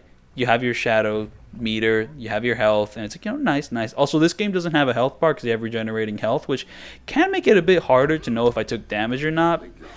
And, you know, I mean, health systems, I kind of like health systems, but a regenerating health system for like a kind of a cover shooter like this game isn't bad. It works for what it's trying to do. And thankfully, like, unlike other shooter games, you don't exactly have to hide and cover to wait for your health to like recover, because you can usually just kind of maneuver around the enemy to get a better advantage, like, position to kind of flank them. And also for me, since I'm taking no damage, I'm not bothering with that nonsense. Though, you know, in my first playthrough, there was a few moments where I kind of got stuck and I had to kind of stick in cover, wait for my health to recover, and then pop out to shoot some more enemies, and that stuff got tedious. But yeah, I don't know, this game, besides like the removal of like the shadow meter and the sound meter, the UI is really nice. I don't know, my only issue with the UI is that like your gun cursor is always present, which is kind of ridiculous. And to be fair, I only really noticed this in Mission 4 because it's always there. Like, even if you're not really trying to shoot anyone, it's just always in the middle of the screen no matter what. And that decision kind of makes the shooting feel a little awkward because it's always there. Like, I mean, I would have preferred it if like that crosshair only showed up when you like tried to aim a weapon, but no, it's always like kind of there. Oh well, I lied. It's not here right now, but in the 4th mission, it's always there. So it's weird. But for the most part, this UI is really cool. Also, another thing that's really cool about this UI is that your objectives are portrayed as like words on the environment. So one really cool thing which happens is that when you press tab, not only will a waypoint marker appear, but also your objective will appear in like bold words across like the environment where like you point your camera and all that. It's a really dynamic thing, and I think it's awesome. So now I have run out of things to say on my outline. So yeah, it's been an hour 42 minutes. So now I'm just going to talk about the game contextually as things happen. So I'll just be pointing out things which happen as they happen. So anyways, here my strategy is get a headshot on that guy, run through here, and then once I go through there, run on the right side here, and then go to the cover on the wall, kind of take cover there, use the EMP to kind of knock those guys out. Once those guys are kind of stunned, move to this piece of cover, and then we're in shadow here, so we're gonna start rolling to this piece of cover, and then one of the enemies is gonna take point there. We're gonna get another headshot there to kill him, and then here another EMP so I can roll to this piece of cover so I can make sure what this guy is doing. Now, I mean, most of the time this guy starts running towards you, but if you don't use the EMP, he might notice you before you get to that piece of cover. And thankfully, you do this quick enough to like kind of go through that gate, which is coming down on you, and then we're going from there. But yeah, I ran out of stuff to say on the outline, so now I'm just going to be talking about the game and my strategies as they happen. And I don't know, when it comes to strategies, I hope I can say things, because I don't know, sometimes I don't know what I did. So yeah. So here you gotta take cover at this point because there will be enemies coming through, and I guess, well, I just marked everyone and just took them out there. I don't know if there's any. Oh yeah, so you don't really have to like shoot those guys. You can kind of jump up to this section of the level to kind of get some verticality on the enemies and kind of walk on by them, but I decided to take those guys out and then jump up there. But then I got noticed by an enemy. Oh, I got really lucky there, because usually what happens when when they knock you away is that they immediately get a shot in on you, but that guy didn't shoot me, so I just got super lucky there. So I'm pretty sure I did not take damage there. And then because I took that guy out with the melee takedown, I could use the mark and execute to take out the guy shooting me. Very convenient stuff. So yeah, I guess one advantage of this game being on modern hardware is that the enemy counts have gone up. So I don't know, in the previous games, you really didn't have to deal with that many enemies in like a singular room. Like even in like the previous games, like I don't know, a big action set piece, like I don't know, in the very first Splinter Cell game, like a huge action set piece was really only like 4 guys shooting at you. Well, here it could be like 5, 6, like 12 guys at once, all coming in, converging on your position. So like, I mean, I guess the modern hardware kind of made it that like enemy counts can go up. So some stealth challenges can be like more challenging just because like the massive group of enemies just involved, just kind of complicate things. So that's one positive, I guess. And another positive is the animations in this game. So I mean, the Splinter Cell games have always had good animations for their time, though in the older games I do mention for their time because some things can look a little stilted. Like, I don't know, one noticeable thing is that in the previous games, at least in the first 3 games, is that if you take cover, like on a wall, like you're pretty stationary. Your character doesn't move much. It doesn't have that many idle animations, while here you're kind of sticking to cover here. Like, I don't know, Sam Fisher has all these idle animations. Like, he's kind of moving, he's kind of rotating his head a little bit, and if he's getting shot, he'll kind of like react to it a little bit, kind of have like a little shudder here and there. So the animation work in this game is absolutely flawless, but I guess that kind of comes with the territory of being a very big budget game. But still, I mean, even if it is a big budget game, I think it's very nice stuff and it looks swag, and especially compared to like kind of the previous games. So yeah, I don't know, beyond that, I mean, I'm just kind of coming up with points as I go along. So I guess another thing to mention is Tom Clancy, my guy. I have not read a single one of his books. I've only really experienced Tom Clancy through his games, which, to be fair, I don't know if he really has that much creative involvement with these games. Like, I mean, what book is Splinter Cell even based on? I mean, to be fair, at this point, like, I mean, we're not really even basing, like, Splinter Cell on the Tom Clancy, like, novels. We're just kind of going off into its own Splinter Cell, like, direction. And I kind of mentioned this because, like, the stories in the Splinter Cell games really don't interest me. Like, even the early games, like, I'm not really vibing with it at all, except for like the character dialogue. And then we kind of reached this point where I just really don't care. And but I've never really cared all that much about Splinter Cell in the first place, except for like some of the dialogue in, well, the first 3 games. But beyond that, like Sam Fisher as a character, besides the fantastic performance by Michael Ironside and a couple cool lines, isn't really all that much there for me to care about. But like, that's the thing though. I mean, Tom Clancy isn't exactly the main writer here, so maybe I should read some of his books to actually, you know, get an idea of like what this guy's writings are. Maybe there's something real hype in some of these books, but I don't know. So they recommend me like Tom Clancy's best like Kino books, and also like, what's the deal with Tom Clancy? Are his books actually like that good?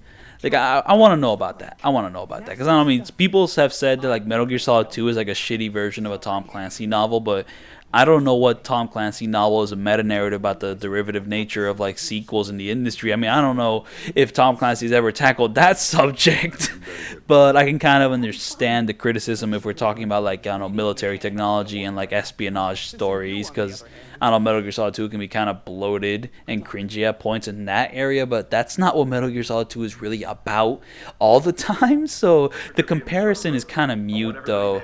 You know, I guess there is some validity to bringing up the comparison, but it's kind of meaningless in the grand scheme of things, because I'm assuming both of these works are going for very different things. And also, Metal Gear Solid 2 is kind of a narrative about video games in a lot of ways, while Tom Clancy novels are military espionage fiction. Like, I mean, the two things don't compute. They don't compute. So, like, that criticism just, it doesn't really stand ground in the grand scheme of things. And, well, to be fair, like, I mean, it is pretty valid in the sense that a lot of video game stories can kind of be worse version of, like, movies. Because, I don't know, I mean, when video games try to be more cinematic, I mean, they aped a lot of, like, cliches from, like, I don't know, better films, but, like, the games usually have worse script than those, like, very classic films. And to be fair, there's a very exact example of this happening in the industry, but I don't remember exactly, like, what it is. Because, I don't know, let me look that up for a bit. Let me look that up for a little bit.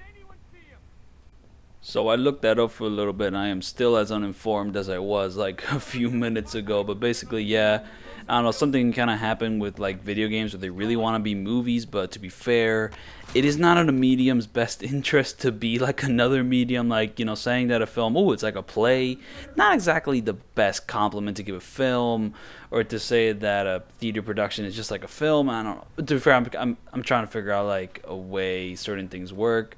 But yeah, it's just kind of like whatever. Like, I mean, I'm fine with cinematic games. I mean, I love the Yakuza games, and those games are super cinematic, but those games also have like 100% gameplay in some sections and 100% like movie in another, so it's kind of like a nice PS2 design, which, you know, it's not the best way to like kind of use the game medium to its advantage, but I mean, I like it. But yeah, I mean, I can kind of see like some issues with it, and also games should kind of evolve, kind of, I don't know, evolve may not be the right word, but there should be more games which kind of adopt more experimental approaches, which like dive more into like the game medium strength, and also games should stop trying to be action movies. I don't know, there should be a little bit more variety with the type of movies which games want to copy. So, whatever. But yeah, I don't really know what else to say. I don't know, it's pretty late at night, and I don't know, my head's pretty empty at the moment, so I guess I'll start talking when something interesting happens on screen which I can actually articulate on. Sam Fisher's not around for now.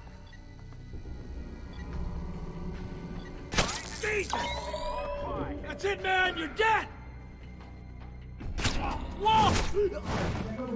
So, oh yeah, I actually got the night vision goggles. So the night vision goggles in this game still kind of have a black and white thing going on with them, but now there's also a ton of grain with them. Though to be fair, there was some grain with like the previous game's goggles, but whatever. But to be fair, you're not really using these goggles for night vision, because there's no point in this game where it's actually dark enough they actually need to use night vision.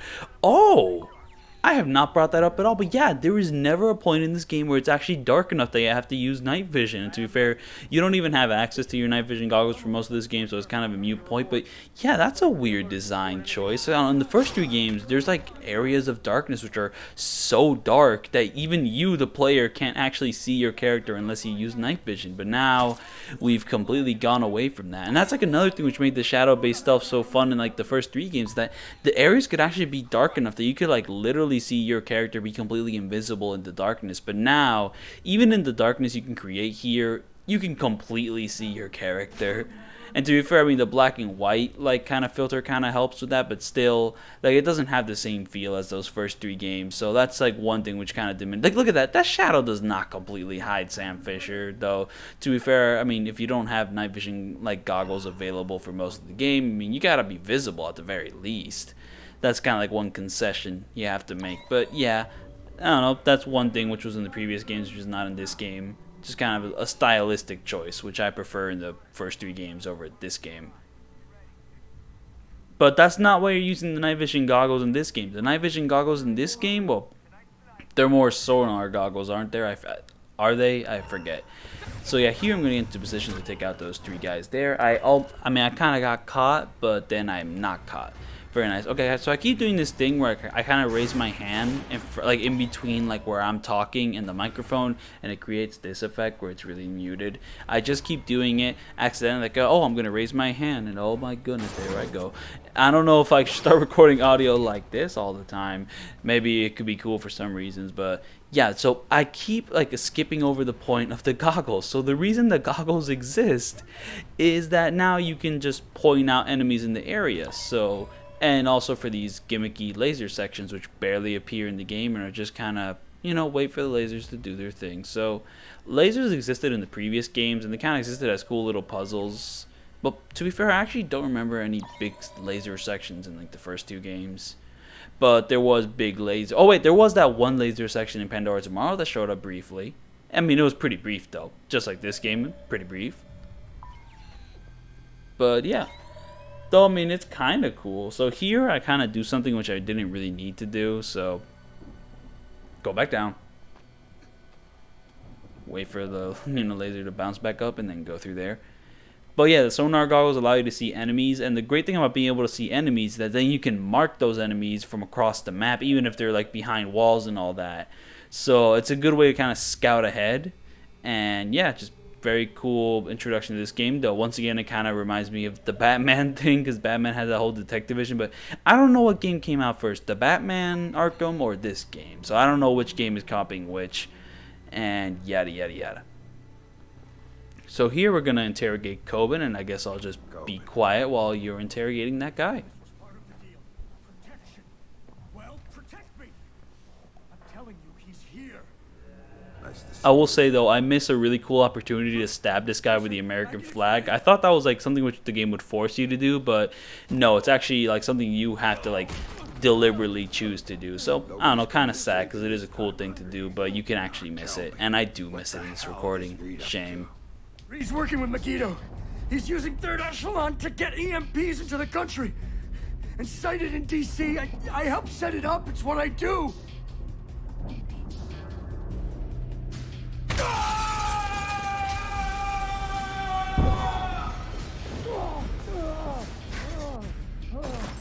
Why? What does Reed get out of this? The president. They're gonna take out the president after the EMPs go off. Paralyze the city.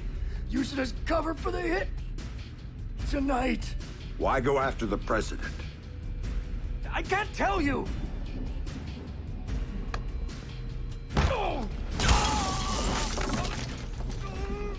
She won't play ball, but the VP is already in Megiddo's pocket.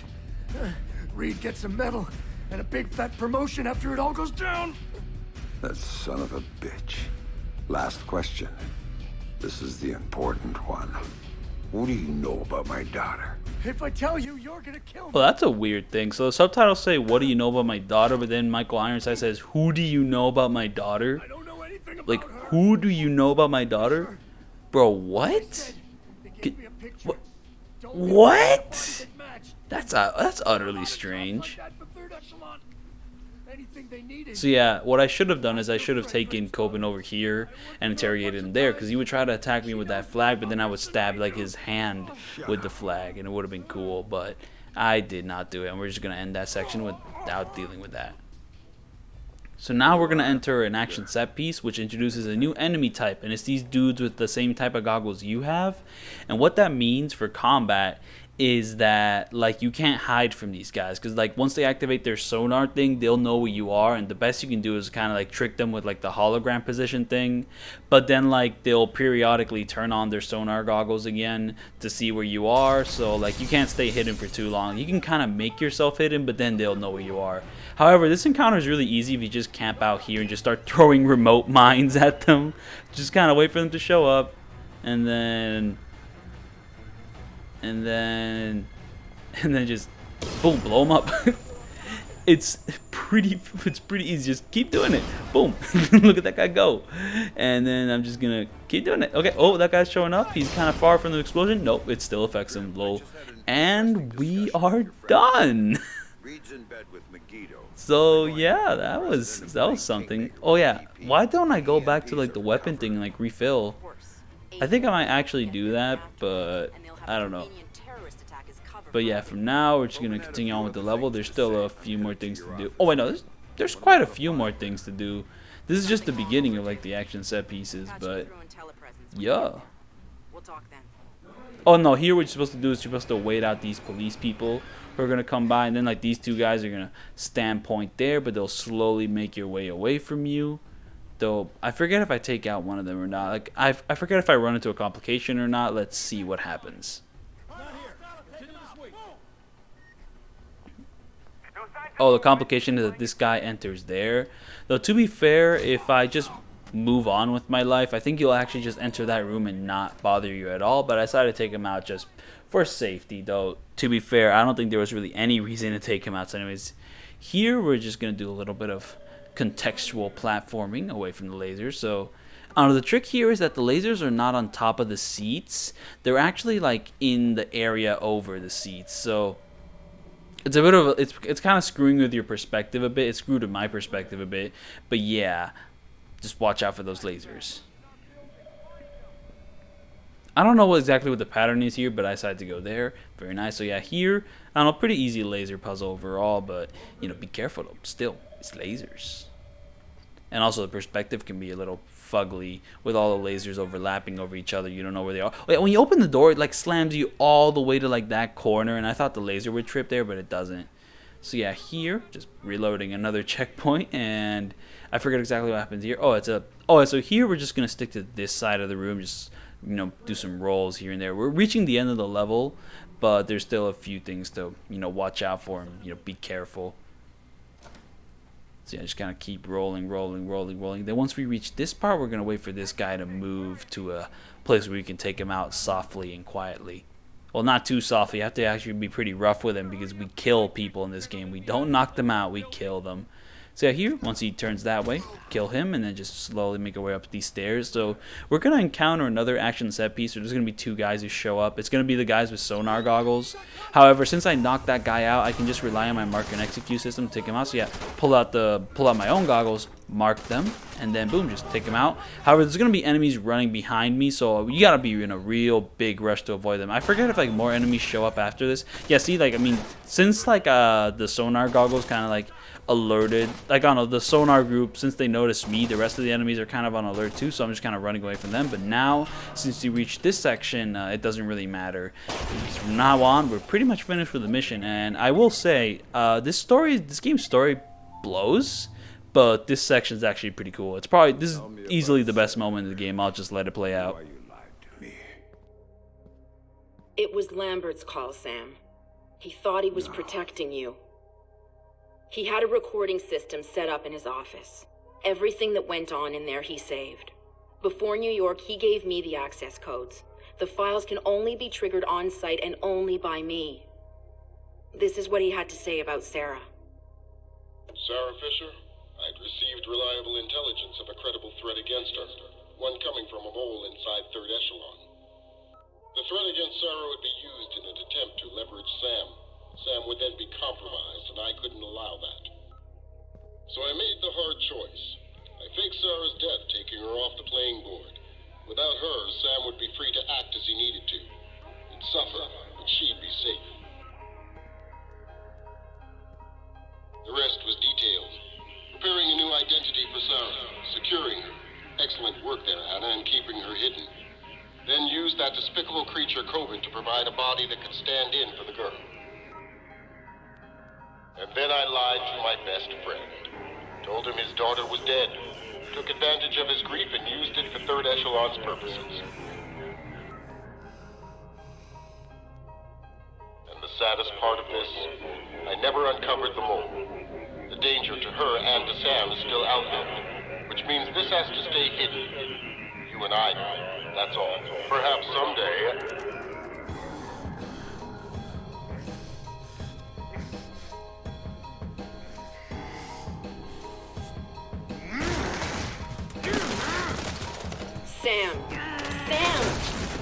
Sam, listen to me. Sam! What? You have to listen to me. What's done is done. But right now, I need you. I need the Sam Fisher I worked with. Haven't you heard? He's dead. Just ask my daughter. Sam, please! My analysts have worked through the rest of the data that you got from White Box. We know what they're doing, and we can't stop it. Then what do you need me for? They've got 3 directional EMP generators in place. When they go off, the pulses will blanket the entire metro area. Optimal coverage pattern predictions place one of those 3 at the Old City Reservoir site. You need to go there and disable it. Why should I? Because that's the one that will hit Sarah's apartment. And if you stop it, you can save her from what's coming after. And the other 2? There's only time to go after one. So go. Save your daughter. I was never holding her. That was just a bluff to get you in the game. And for whatever it's worth, I'm sorry. What about you? I'm going to the White House with Tom Reed, and I'm going to try to save the president. Maybe I'll see you there.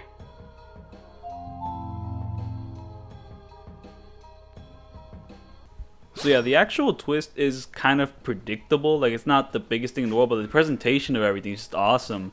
Like, the music track kicks in. This is probably like my favorite track in the game. It's called like Truth. It's like this piano track with like little beats behind it, like on a little bit of chanting afterwards. But it's easily like my favorite track in the game. Like, I don't know, it just beats everything else. I just like the more low-key tempo of it, which kind of like contrasts well against like the rage Sam feels, but also kind of like the relief of finally knowing the truth. Like, oh my goodness, it hits, even though like it is let down by the fact that, by like this game's story sucking ass. But like this is a great moment. This is like, I don't know, a great shining beacon in a mostly pretty sludgy tar water. I don't know where I was going with that metaphor there, but yeah. And also like the way they kind of like deliver on like this emotional moments, just by making you completely invincible throughout this section, just giving you like infinite mark and executes, which pretty much just means you can run through this level just spamming E to win. And to be fair, I'm not actually sure if I took damage here, but I'm pretty sure I did not take damage because I just kept killing everyone just by spamming E. So yeah, it's just kind of like a nice emotional like conclusion to like this mission and like to finding out the truth. But yeah, it's kind of let down by, I don't know, a few things. Like, I don't know, one is that Anna is just kind of info dumping like our next objective. That kind of brings it down a little bit. But to be fair, that is kind of like a trope which happens in these kind of like scenes. I don't know, Metal Gear Solid 2 is no stranger to this. Like, there was that one emotional death scene which then they had to explain what had to happen next in the narrative. Like, oh, we have to go destroy Arsenal, blah blah blah blah, while someone's dying. So it's kind of like juggling a bunch of different things. So to be fair, that scene I think worked better in Metal Gear Solid 2. But Metal Gear Solid 2 has a lot more going on. But also Metal Gear Solid 2 also has a shit ton more exposition and is also a lot more bloated. So it's kind of a give and take there. I do love Metal Gear Solid 2 though. But yeah, easily best moment in the game. Awesome moment. I don't know, cool way to bring Lambert back for another voice line. And well, that'll be the end of that. And also just kind of a cool twist, but kind of predictable too, just because this game's story is also kind of predictable. And I've seen some people describe this game as kind of like a shitty like CNN, what CNN? No, it was like a Fox News, like I don't know, some like shitty like spy film channel. I don't know, very derivative of other things. And like I don't know exactly what they meant by that because I'm not very familiar with those things, but I can see it because it's kind of like, oh, save the president, oh, do that. It's just like, ooh. But yeah, and also Michael Ironside during that scene, I don't know, when like he says he's dead, like I don't know, it has like a good emotion to it, like oh my goodness, like very cool, very nice. And also like the way like the words like on the background like build up, you know, like oh guilt, ooh anger, like oh my goodness, I think like that little gimmick like really pays off in that moment. So anyways, here like I'm really going more action-y on it.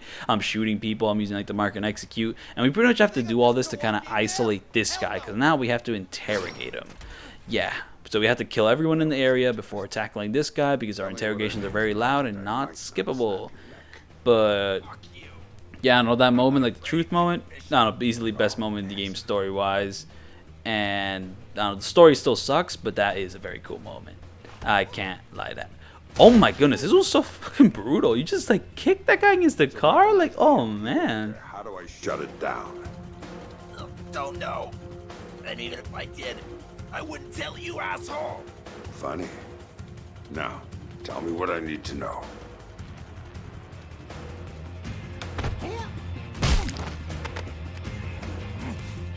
I don't know anything else. Oh, I swear. Stop wasting my time.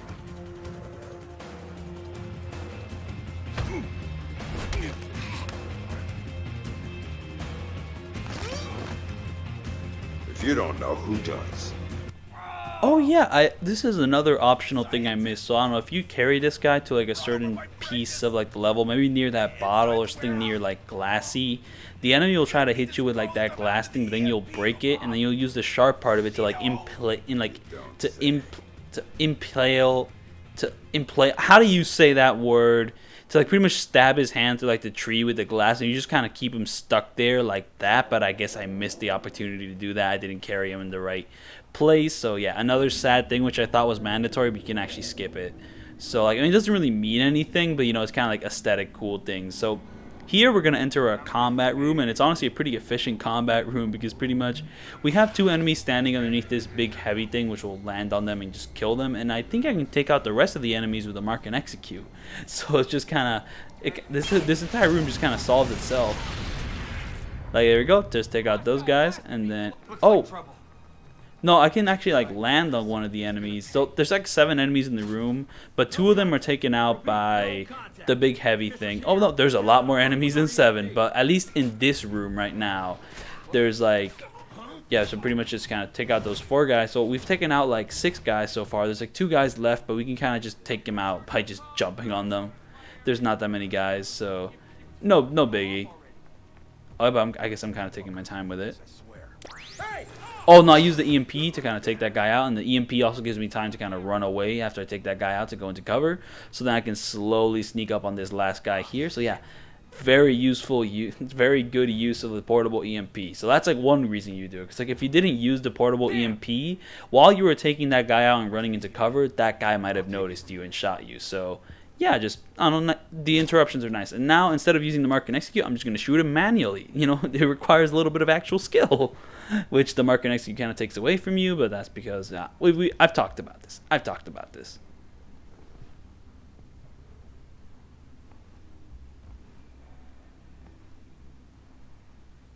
I will say it's like 4:29 a.m. Maybe I should have actually gone to sleep and recorded this in the morning, but whatever. I'm going to get this out early to my 7 a.m. watchers. Yeah, like, okay, on a Sunday. Like, okay. Alright, so this section could be a little difficult, but not too difficult. But I don't know, it was a little challenging. I had to redo it a couple times.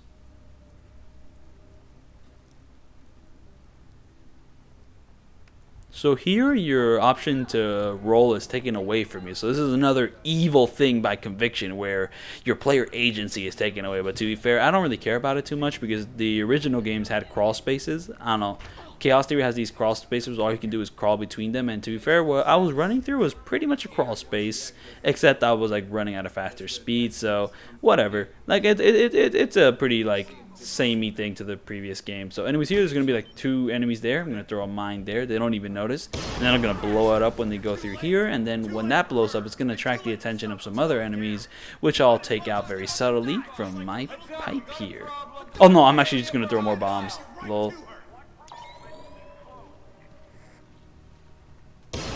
Boom. And then those 2 guys taken out. But then there's this one guy who's still there. And I don't know what I'm going to do with him. I think I'm going to drop on him. I don't know. Maybe I'll just shoot him.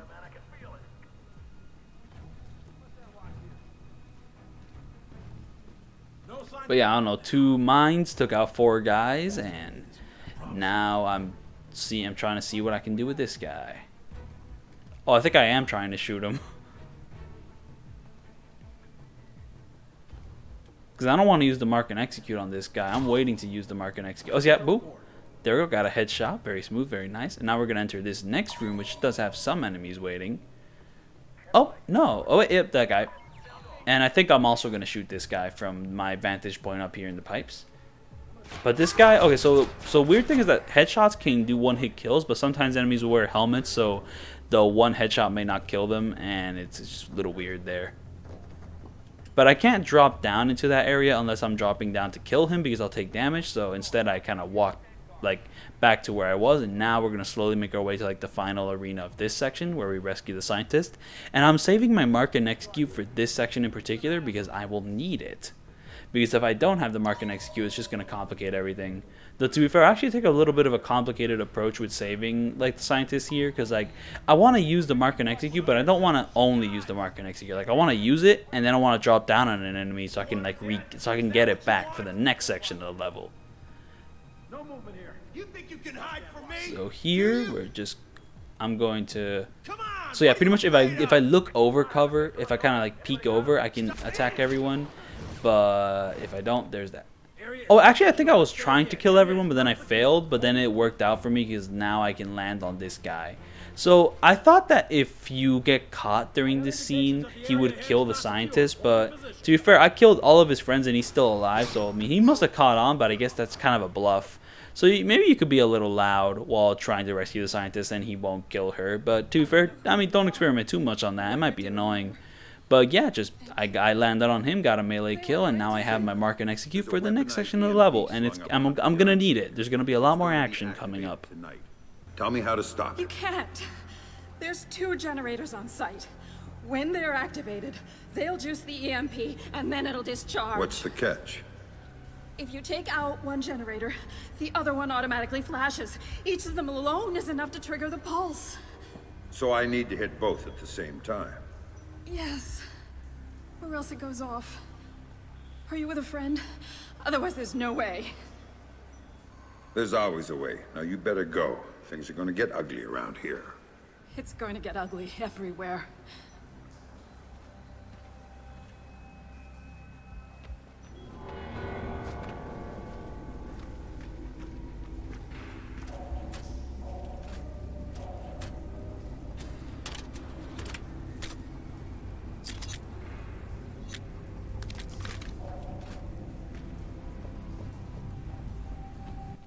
So yeah, I equipped that weapon at the weapon stash, and I will definitely need that weapon for these next upcoming sections because I'm gonna need a bit more firepower,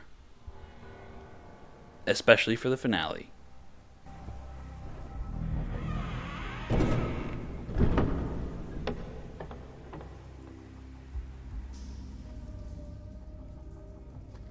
No sign of us.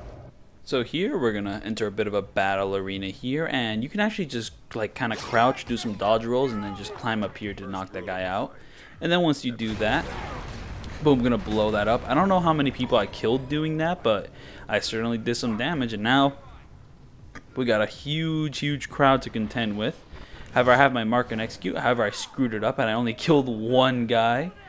Big foolish mistake on my part, but now we're gonna have enemies entering this room. I don't know how I'm gonna take advantage of this per se. Oh, I'm gonna drop down because if I kept hanging on there, I might have actually gotten caught. But now there's a guy waiting there, and I think the other guy has left. So I think I'm gonna climb back up around. Not. Oh my goodness, that was so like he shot at me, but I guess from the angle he couldn't see me. So now I'm gonna take advantage of this pipe. They think I'm there, but I'm gonna climb up here. And the thing is, like, there is a pipe here. However, this room is so small that it's kind of hard to take advantage of it. So then I'm going to take advantage of the mark and execute. Oh! Oh, wow, look at that. Very convenient. So now, like, yeah, just, like, take those guys out and then immediately climb back up on the pipe. Wait for this guy to kind of come into the room to take him out or maybe shoot him. I don't know, but just very useful stuff here. But yeah, this room is like so small that like you can't 100% rely on the pipe. Like you have to be very smart with the way you use this pipe here because since the room is so small, the enemies can see you quicker. I don't know, in other rooms you have more verticality to deal with, but right now you don't have that advantage. So just be careful, man. So now there's like barely any enemies outside, so I'm gonna actually be a little bit adventurous here and start heading out outside. However, in that little hallway over there, so yeah. Wait, did I use the mark and execute there, or did I just shoot him manually? Well, who cares? But yeah, in this hallway here, there's going to be a turret. And yeah, this is just an element from the previous games, which, I don't know, you can manually shut down the turret's computer. However, in the design of these levels isn't open enough to allow you to do that. So pretty much the only way to get past it is to pretty much take out the guy controlling the computer, and that's pretty much it. Because the levels are not open enough for you to be able to deal with it. So I did just that, and now we're just gonna move on from there. So yeah, that's like another element of the previous games, which has been that's another element of the previous games which has been dumbed down for this one to kind of keep a faster pace, I guess. And yeah, sometimes I mispronounce words, sometimes I talk too fast, and yeah, I don't know. I mean, I don't really have that much more to say anymore. I don't know. This game isn't that interesting. I don't know. My commentary, like, sometimes might be a little bit pedantic. Oh, pedantic's not the right word. I don't even know what pedantic means. Sometimes you say words and, like, you just mean something else, but I don't know. So anyways, here we have this big explosive thing here. However, if I blow it up right now, I kill no one. So instead, I'm going to shoot the thing, like, close to it. Wait, what am I going to do? Yeah, I'm going to shoot the thing close to it to kind of attract the enemies to come near me. And then I'll shoot the explosive to take everyone out. So then, like, they'll... And then, boom, that does more damage. However, because I shot the thing near it, I guess, too loudly, or if the enemy's too close, then now the enemies are kind of high alert. I don't know, there's a way to shoot that thing without the enemies going on high alert. Kind of shoot that thing to attract the enemies near the explosive without going on high alert, but I guess I went on high alert, but I dealt with it. And yeah, then I used the mark and execute to take everyone out, and now we're going to implant a little EMP thing over here. And then from there, we're going to move on and just things will get difficult, per se. Well, actually, I forget if another crowd comes to attack you or if this is just going to be that one section which I kind of cheese. Because there is some lovely cheese that's going to be coming up in this level shortly, but maybe not too shortly, but let's see here.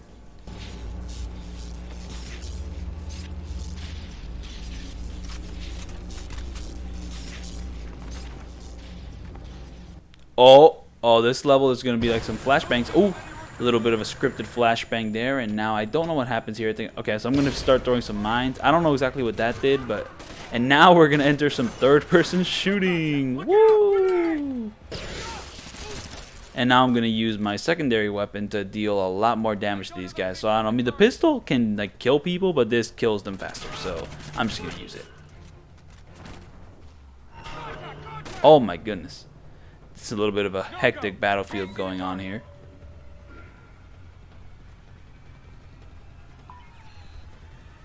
And yeah, look at that. See that little hologram effect? That's where the enemy thinks you are. So to take advantage of that, you should move away from there. But I stayed there, and it worked out pretty well for me. Just kind of hunkering down, pretty much playing the game as a third-person shooter, which is pretty anti-Splinter Cell. But, I mean, it's what the game wants. I mean, if I can do it, I can do it. And now this next section is going to be hilarious in a kind of sense because it's like so dumb. But so anyways, here, not too much to worry about here. However, we're going to be coming up against some pretty dangerous enemies. But anyways, we're going to restock. Nice. But to be fair, to be fair, restocking is important for like the section which comes after the section. So this next room could be a pretty challenging like sneaking room because there's like a ton of enemies. Like, you know, nearly like a dozen, maybe more than a dozen enemies in this room. So taking them all out is going to be super challenging. You have barely any room to maneuver in. However, I found a way to kind of ghost past all of them, but I still get detected in the end. But I don't take any damage. So pretty much in this room here, we have some darkness to work with. So yeah, pretty much just go into the darkness and you'll be pretty good to go. And now we have these two enemies just kind of talking. And you know, nice. And we're in shadow, dark. They can't see us. So, I will use the portable like EMP to like dodge roll past them, and then once I reach a certain point where I can stop and like the lights start to come back on, you know what I'm gonna do? I'm gonna do it again. I'm gonna use the portable EMP again to roll past these guys. And now, final stop point, final piece of cover. Oh no, what am I gonna do? Well, once the lights come back on, boom, gonna do it again. This time I'm gonna run past them, and then I'm gonna slowly get detected by them. They're gonna start shooting at me, but I don't take any damage because I move straight into the next section. And this is the final part of the mission, and this is the worst part of the mission. This is the part which TGP took damage on. This is the part which just another account took damage on. And I checked Center Strain's video on this, and this is the part which he took damage on as well. And I was like, damn, is this part impossible? But then through struggling for nearly 2 hours, I realized that it's not impossible. It's just that these people who did these walkthrough videos were just kind of lazy with this part and didn't even try to not take no damage from the helicopter. But there is a way to do it.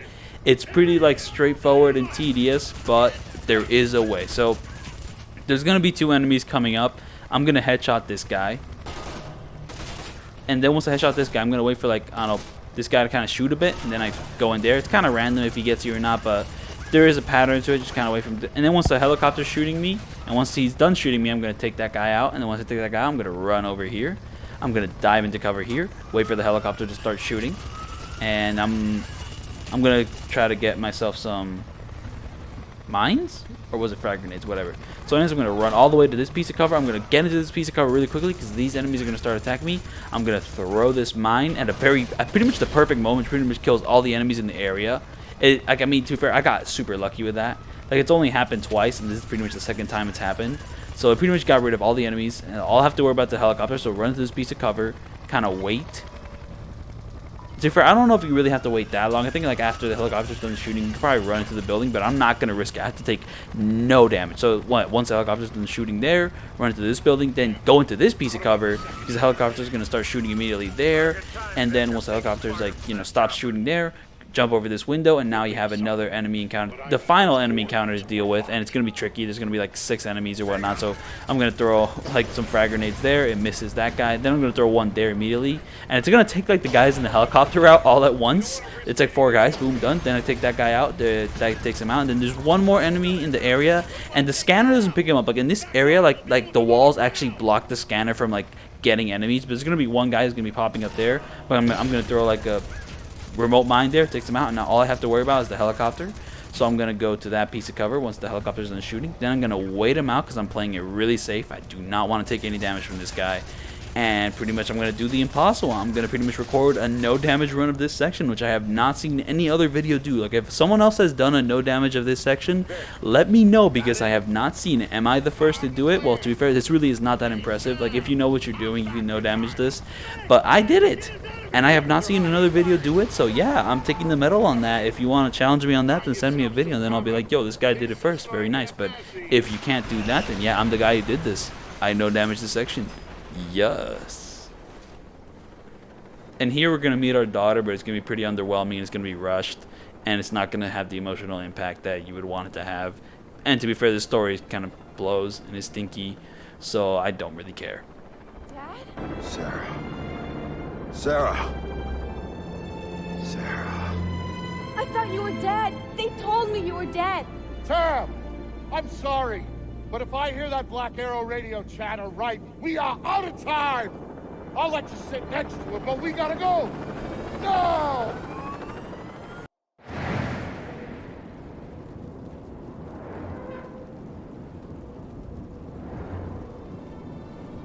Vic, you okay? Yeah, Sarah, I'm fine. Dad! Dad! You gotta get up. Come on! You gotta get up, Dad! Sarah. You're okay, thank God. You had me worried there for a minute. I'm fine. Lucky Vic got us down to one piece. Here. Hang on a minute. So much for that. Not much use for it now, anyway. I think you'll need that more than we will. Where'd you get the best? It was in the chopper. The crash wrecked everything else. RPGs are served that way.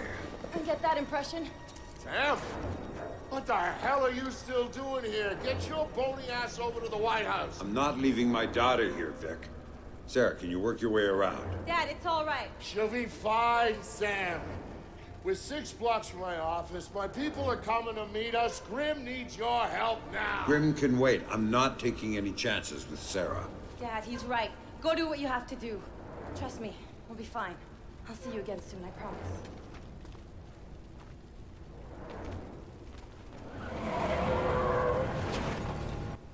So here, there's going to be a bunch of enemies. I actually forget how I deal. Oh, I throw a grenade. I guess that does something. Oh, I guess like throwing the grenade there. Like, I mean, pretty much I'm copying like TGP's like strat, and like he threw a grenade there for reasons. I think it was to distract the enemies on that side, though. To be fair, he found a way to distract the enemies, and then like when he distracted the enemies, he was able to like walk past them. But me, I distract the enemies to go to that side, and now I kill them all, I guess. Ooh, yeah, 4 in a row. Very nice. But, I don't know, he found a way to ghost them, but I have zero idea how to ghost them. And nope, the enemies noticed me. Because, to be fair, the weapon which can, like, shoot up to, like, 4 mark and execute is not a silenced pistol. Though, to be fair, that's kind of irrelevant most of the time in this game. Like, it really does not matter if, like, you don't have a silenced pistol. Because most of the time, you'll just eliminate the entire room. And if you're killing everyone, then, like, by the time everyone's dead, it won't matter. Man, like I went from Yakuza boss fight videos to doing literally whole ass Splinter Cell games. Like, oh man, like the biggest change is that these videos are long. Like 3 hours, man. I thought, like, I did my Yakuza 7 no damage video, and I thought, man, that's the longest video I'm gonna do in a long while. Then I popped off with the Splinter Cell 1 video, which had 3 hours and 17 minutes. And now we're at this video at 3 hours. Oh my goodness. And now we're gonna hit another walking section. Though we're running right now, but we're about to hit the walking section. Bro, why? Move! Move! Stop walking! Stop walking! Stop! Stop walking! Stop!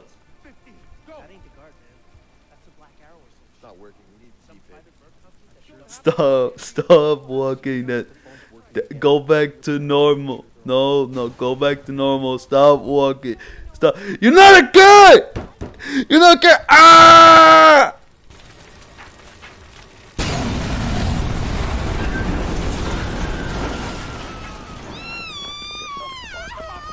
Sorry, man. My wife is in that car. I've got to get her out. There's nothing you can do for her, okay? She's dead. So here, I did a reload of a checkpoint because I actually ran all the way into that area, and you're not supposed to do that.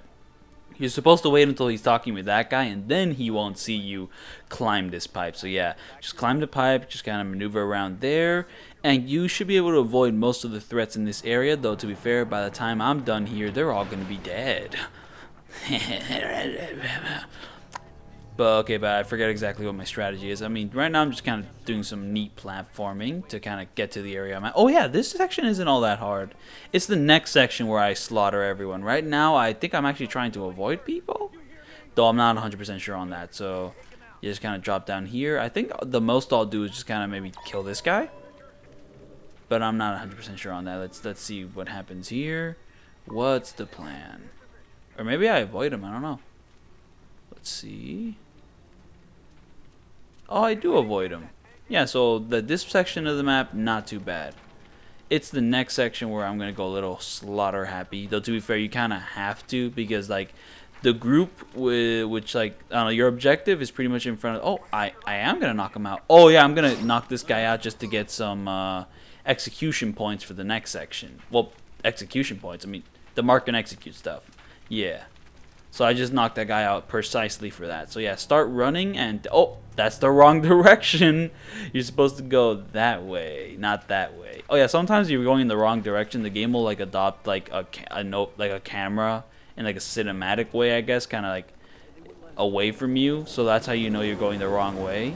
And it looks cool, but then like you can't control the camera when you're going the wrong way. It's just kind of, it's there. So yeah, here run, but then once you reach these like stairs, kind of crouch and take it a little bit more slowly. So I'm going to climb up here, I'm going to mark some targets, and then I'm going to take out those targets, and then we're going to go into a big shooty section and just kill everyone. Because like, you have to go through the crowd over there, kind of where these enemies are, and I don't know, if you don't kill all of them, then it's going to be very complicated. I think I'm pretty sure it's impossible to ghost this. Like, I mean, TGP,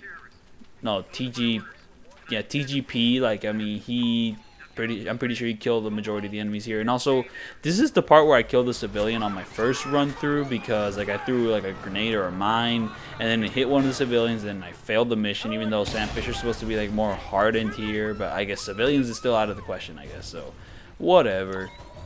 So yeah, just throwing mines all over the place. And well, it succeeds. I killed that guy. So now let's see if it works on this guy. It did not work on that guy.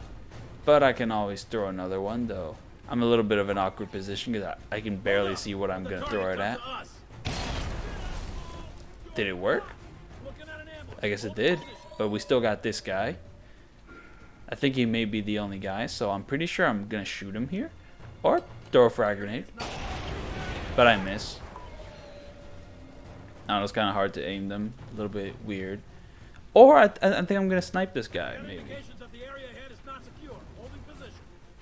And for some reason, it's not going to my sniping reticule. But I guess maybe this is not the sniping weapon. Maybe I picked something else. I don't know. Let's see here.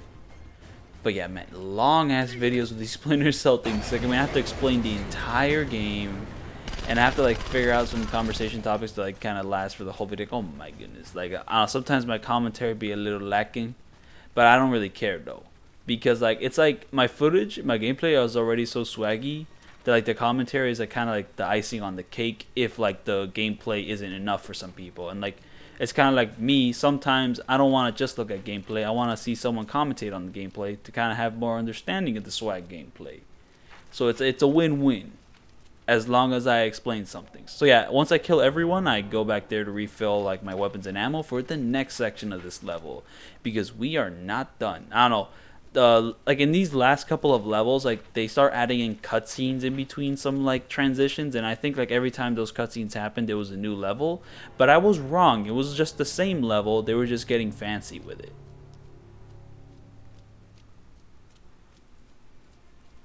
Because I mean, in the beginning of the game, these type of transitions only happened when you were moving to a new level. But that changed here. So anyways, I included this cutscene just because I did this next attempt in like one take, though I kind of failed at a later checkpoint. But at this recording, I did in one take, so I decided to include that little cutscene, which then I immediately skipped. Is that for the rest of this video, I edited those things out just to only have the gameplay and only have like the in-game cutscenes which you can't skip and the game forces you to go through. Like the cutscenes which you can skip, I did skip, and then I didn't include them in this recording. And also just kind of to save time. And also another thing, my video ended up long, but like TGP, like their video is like 2 hours 47 minutes because they did the ghosting run. But like me, the more aggressive killing run, which is supposed to make things easier, I end up with a 3-hour long recording. And the thing is that TGP, they included like all the cutscenes and all that, but their video is still like 20 minutes shorter than mine. I guess like their stealth run is just faster. So it's like, bruh, oh my goodness. Like, I mean, the same thing happened to me with like my Splinter Cell 1 video, but that's just because I was doing like the I was just doing like carcinogen strategies, but worse. But here, I'm doing like my own strategies, and my strategies are slower. So I'm definitely not a speed runner of this game, I'll say that. I did look up a speed run. I didn't watch it, but I looked at how long it was, and it's like an hour and something minutes, which is like a little bit slower than the speed runs of something like the first Splinter Cell game or Chaos Theory, which are more like 50 minutes. But Conviction, an hour. So I'm assuming that's like because of the unskippable cutscenes and all that. But to be fair, I'm pretty sure like the way most people speedrun that game is just by running through the area, taking a lot of damage, but also using the EMP like charges and whatnot to kind of disorient enemies. Because I've seen like a very small recordings of, like Blacklist like speedruns, and like that's how those played out. So I'm assuming that's how the Conviction speedruns also play out. So here, like I blew up the big like tank or whatever, and I guess that killed some people, and now I'm just trying to kill out the rest of the enemies. But it's a little hard because it's such a big area, like such a wide area that like, I don't know, using your sonar goggles, it doesn't get everyone in the area. Oh yeah, another thing, so at this point of the game, you saw Sam throw away his backpack in that one unskippable cutscene. That backpack was like your EMP charge, so now you don't have that anymore. You have your EMP grenades, but your EMP charge, which was like an immediate disruption, is now gone. I think that's lame. I mean, I get why, story-wise, but also that was like one of the most fun tools to play around with, and now for it to be gone for like some of the more harder, complicated levels, like, man, come on. Like, come on, man. Like, you don't gotta do me like that. I still have zero idea how to get proximity mines. I don't know. Please, someone comment how I get proximity mines, because that seems like a really useful thing to have, which I never had throughout this playthrough. But I managed.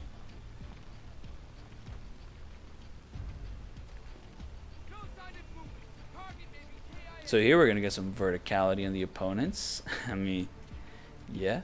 We're gonna scan them, and I don't have anything else to say here. I think my footage kind of speaks for itself at the moment. Oh! Oh, mark and execute. There we go. He's got a lead on the hostile, though. Oh, man. Don't attack me, man. Area's compromised. Hold position.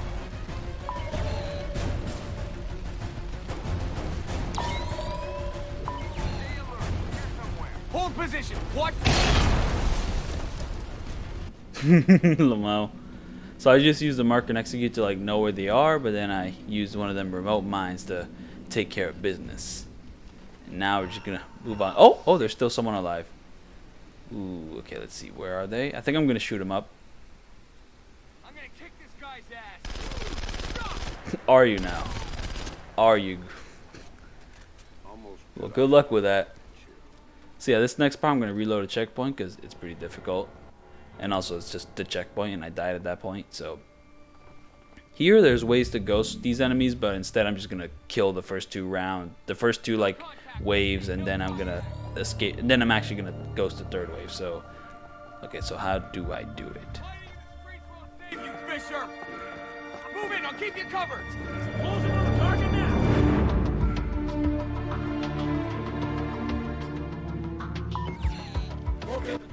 Oh, so I think what I'm going to try to do is I'm going to go for some melee kills, and I guess I'll also put in some mark and executes there. Because everyone's facing in that direction, I was able to melee kill that guy. And, oh, I guess I'm going to go for some more melee kills. Nice, nice. Just slowly start taking them out one by one. If you don't need to use the mark and execute, I guess you're better off not using it. Oh, but 3 guys there? Might as well. Boom. First wave cleared out, and now we have the second wave to clear out. And now here we're going to stick to the left here, and then we're gonna stop at that piece of cover over there. We're gonna actually crouch before it, because if we run at it standing up, the guys might notice me, and they're all gonna be like bunched up there, so we're gonna throw a mine to get them. And I think that kills most of them, but wait, let's make sure. Oh no, there's still a good majority of them alive. Oh goodness. So I guess the mine didn't do that much, though. That was like what, 6-7 people, so I killed like what, 3 of them. So now I think I'm actually going to get a good chance to do a melee attack on one of them. Oh, actually I'm going to blow up one of them. Oh, EMP. So then I use the EMP to go here. Not much of an advantage, frankly, but okay. And now we're going to throw an actual grenade. Alright, that takes one guy out. I gotta say, these videos, these long videos, they really strain on the throat. Talking for 3 hours straight. Oh, man. And, oh. That was really fucking close. Oh, but I blew it up and it didn't deal any damage. Okay, cool. So yeah, I'm just getting really lucky here. And now here, I think I'm just gonna shoot this guy straight in the face. Boom, boom, boom. Bam. Using all our tools in our disposal. Very nice. And like that one guy who we could take out just ran into where the third wave would be. So I think I'm just gonna ignore him, frankly. Like same way I'm gonna ignore the third wave. And to be fair, these strategies, like, I mean, the way I dealt with like the first 2 waves is kind of a modification of like TGP strategy, but instead of ghosting the first 2 waves, I kill them. But for the third wave, I am using a TGP strategy completely, just by going in this direction, which will pretty much avoid that whole crowd. And then once I get to this hallway, I can pretty much just go for a full-on sprint and go for the final level of the game. Is the president okay? Has anyone seen the president? Stay out of the green room! This isn't a guided tour. Move it! To the green room! Go! Keep moving!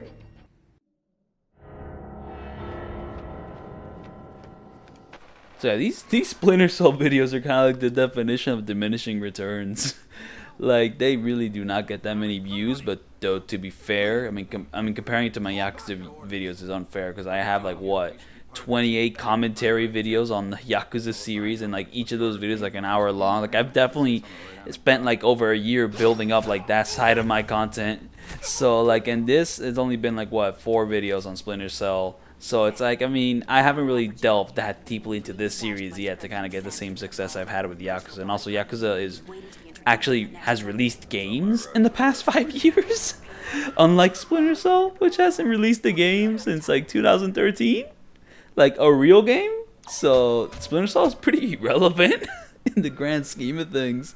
So I mean, kind of my fault. I mean, if even honestly, Hitman will probably get more views because like that series is actually releasing fucking games, unlike Splinter Cell here. So yeah, I don't know. In that floor below me, I pretty much I took out the 2 guys with melee attacks. So to be fair, that's a little bit not always accurate because I don't know. Sometimes when I did the melee attacks, the second guy might actually shoot me and deal damage. So there, I got a very lucky melee attack, and now we have another guy coming in. And I guess I'm going to start using the mark and execute stuff to kind of get them, but I'm also being a little bit careful with cover because... Or I might ignore them. Okay, let's see how it turns... No, I think I'm going to kill everyone here, but I'm just being very careful. That killed no one. Horrible. Oh, and thankfully I was able to get 3 people with that. Very nice, because one of them ran right where I needed them to run. And now here I think I'm going to get in a melee attack. Boom, bam, melee attack. Let's get some more mark and executes. Very nice. But also just going to scout out the area a bit with my sonar goggles. I think we're going to be getting another melee attack, or I might just shoot them. Let's see what happens here. Everybody stay sharp. We got a man down. Yeah, we sure do. So here we go. They're going to run to the other room. I don't know exactly what's going to happen. I'm being very careful here because if I step into a room without preparation, they might see me and they might start firing. I might, get damage dealt to me, the body. Oh, whoa, another melee attack. Very nice. Now, this next guy, I don't know how I'm going to deal with him, but let's see what happens. Probably just another melee attack, or I might just shoot him. And melee attack.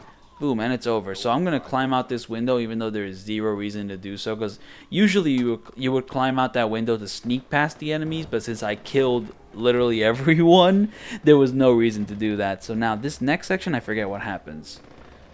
Okay, so this room, I guess nothing happens. Okay, cool. But the next room, something's about to... Oh, this next room is where the vice president is. So he has a little bit of a kind of special guard setup. However, with the mark and execute feature, I can pretty much just kill every single one of them as long as I take out these guys. I can pretty much take out every single one of them as long as there's 5 guys in this room. So as long as wait. No, there's 4 guys in this room. So with the mark and execute feature, I just kill every single one of them and then I run up to the vice president because he's not going to do anything. And now watch this funny cutscene. You don't get it, do you? You can't touch me. I got protection. I'm Teflon, so whatever you think you're gonna do to me, Mr. Has-Been, Mr. Rogue Agent, Mr. Washed-Up Spy, well, you can forget about it right now, because I'm bulletproof. Goddamn bulletproof, you hear? Oh, really? Oh, you shot me! Oh! Bulletproof. So anyways, here we're going to enter a huge combat gauntlet, and thankfully, we have the pipe, baby, and we also have verticality to deal with. So, yeah, we're just going to keep throwing on mines. Boom, boom, get out of here. Boom, boom, get out of here. And the mines, like, I mean, to be fair, be careful. And if you stay in one place for too long, enemies will notice. And also, there's, like, the enemy with sonar goggles. So, like, they can kind of activate their sonar thing and know where you are. But, I don't know, if you catch them off guard, it makes it harder for them to kind of get you. So there's also some chandeliers you can drop, and also just kind of throw grenades all over the place, just take the guys out. And then, once you run out of all the explosive devices, you can also just drop on enemies and also use a little bit of the mark and execute too as well. And then, then EMPs to kind of disrupt people so that you can kind of get more time to just kill everyone. Though, to be fair, I may have taken out the entire room already. It's very possible. That was piss easy. Just like boom, boom, boom, boom, boom. I want you in my room. Let's spend the night together forever. And a boom, boom, boom, boom. I want a double boom. Let's spend the night together. I forgot how that goes. Alright, so here we have a turret. Oh, no, not a turret. It's just the sonar enemies. They're around, but I have mark and execute, so as long as I stay in cover and kind of get into a position where I can take all of them out at once. Boom. What happened there? Boom. Just kind of stunned. They're stunned for a little bit from the flashbang, so I just shoot them up a bit. There's one more left. And am I going to take him out with a chandelier? That'd be pretty epic. Or I'm just going to shoot him flat out. Or another flashbang. Oh, flashbang to shoot him up. Boom, just like that. Easy, baby, easy.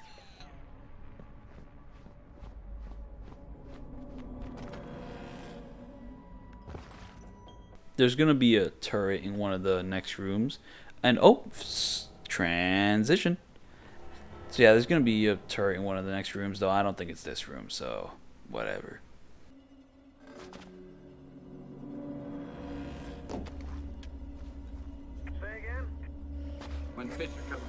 So I just take that guy out, and then once you take that guy out, there's gonna be people in the kitchen. Though I think I run back here because I think the enemy might have noticed me, and also kind of just to have a safe spot to kind of mark all the enemies which are gonna be up ahead. And oh my goodness, that's a lot of enemies. But at least for this room, I can kind of mark and execute and just go on my merry way. What am I gonna do here? Some of them are blocked, though. I think some of them are gonna get into position. I don't know. Oh, I think I'm going to do that. And then everyone's going to stand up from the EMP grenade being sent out. And then when they stand up, they're all in my vision to pretty much take out. And then all that's left is very few enemies, which I can kind of just maneuver around for melee takedowns or just shoot. Though I can barely see them. Not good. Yeah, I'm probably going to shoot this guy. Though I don't know. Let's see what happens here. Maybe I'll jump over and actually melee him. Because having mark and execute is always useful. So I might just melee this guy. Yeah, we're going for the melee. I'll get the guy who did this. Count on it. Oh yeah, so one useful thing you can do is that when going from cover, you can kind of like it's faster than just like crouch walking. So if an enemy's like in the middle of like a cover you want to go to and you want to knock them out, just go to like press the button to like move to the cover which the enemy's in front of, and then while you're on the way, kind of like wall jumping from the wall to the other wall, then you can also kill the enemy while on the way there. So very useful technique if you want to be sneaky and also fast. So very nice. So that's another little movement tech thing, which is very cool, very nice. This is the turret section. So pretty much what I'm gonna do here for the turret section is that I'm gonna use like the sniper thing, and I'm gonna like kind of snipe the guy controlling the turret. And frankly, there's probably a more efficient way to go about it than the way I did it. I had a lot of trouble like actually aiming the thing, and I think I wasted a lot of time, but I do succeed somehow. So just take a look at my riveting strategy.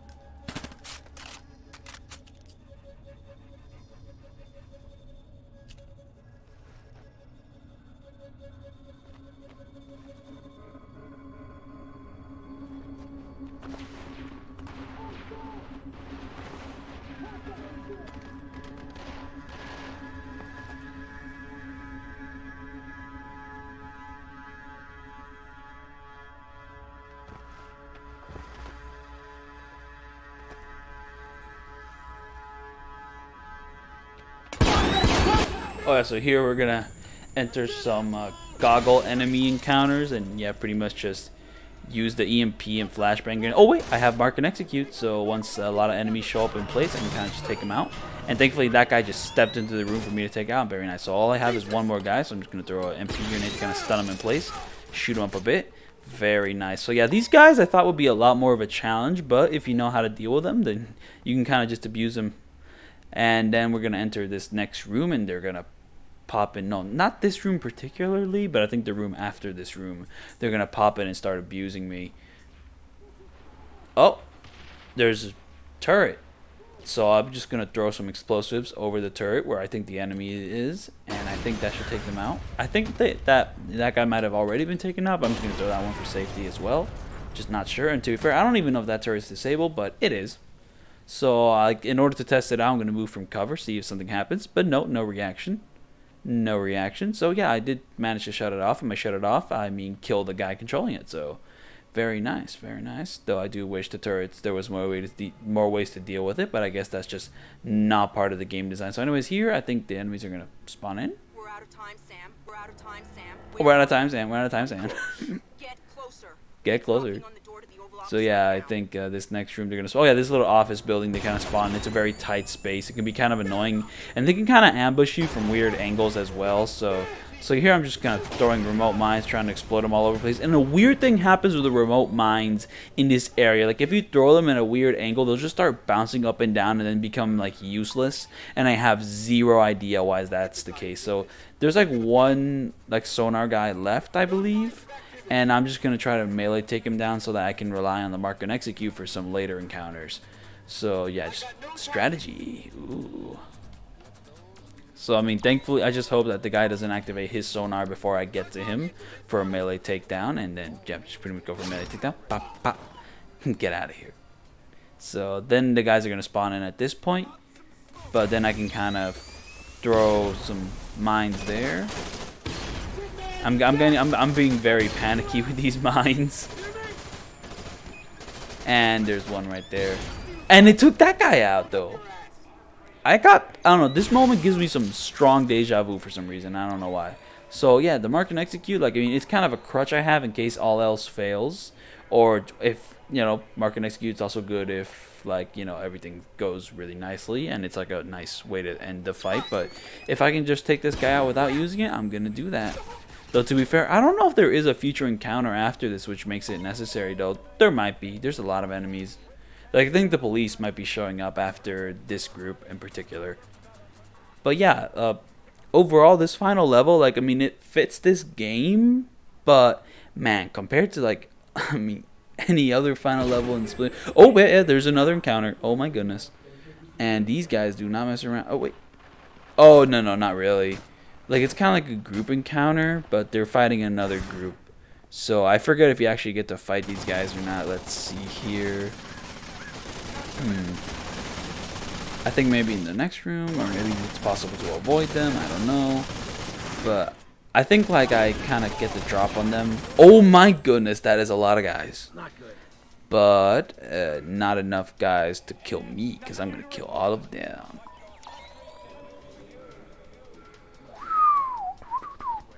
But yeah, I mean, as a final level, this fits this game. But as a final level, compared to like some of the previous Splinter Cell final levels, like, oh, I enter this room, just take all those guys out, and then I exit to not take any damage, and then we got just a very few guys left. But I'm just kind of gonna do a little bit of flanking. And there's my hologram over there, which they're distracted by, and that guy's just standing right there, so I can just, you know, make. Oh, and then he runs over here for I can take a little melee takedown, and I guess I'll shoot. Oh no, no! Look at this guy.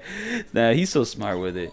And that pretty much cleared out that room. But yeah, I mean, I don't know. Compared to like the first game's final level, it's not as good. The second game's final level, yeah, it's also, I'm going to go on a limb here and say, yeah, the second game's final level, not as good as that. Definitely not as good as Chaos Theory's final level, though to be fair, Chaos Theory's like Bathhouse, maybe a better final level than like its final level. But yeah, anyways, okay, once you reach this room, all gameplay is over. It's all going to be cinematics and like pretty much cinematic sequences. So pretty much like all your critical thinking is pretty much out the window at this point. It's all narrative, and the narrative is stinky, and the villain sucks.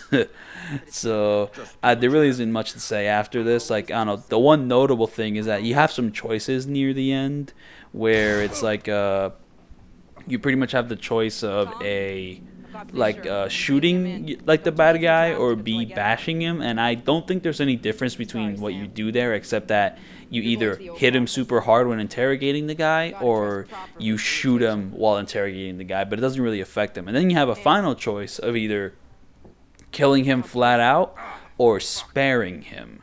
And pretty much this does have a bit of a change. Like if you kill him out front, the ending's a lot lamer. Like you just kill him and then it like pans over his body, and then like it ends, and then it goes to like the the ending scene. But if you spare him, you get a longer cutscene where Grim kills the bad guy instead, and then like Grim kind of goes like, "I've changed, Sam," and then Sam's like, "I'm out of the game." So it's a little bit more of a lengthy, conclusive ending if you spare the guy. So I would recommend sparing him. However, in this footage, I do not spare the guy because this video is long enough as it is. And frankly, since all this is just gonna be flat out cutscenes and like no gameplay, I'm just gonna go out on a limb here and say that I'll probably just end the video here. So yeah. Thanks for watching. That is my no damage all missions on Splinter Cell Conviction, a game which I think is the black sheep of the series for very good and valid reasons, because I agree with them as well. This is my least favorite game so far in the series. I've had fun with it, but man, it does not compare.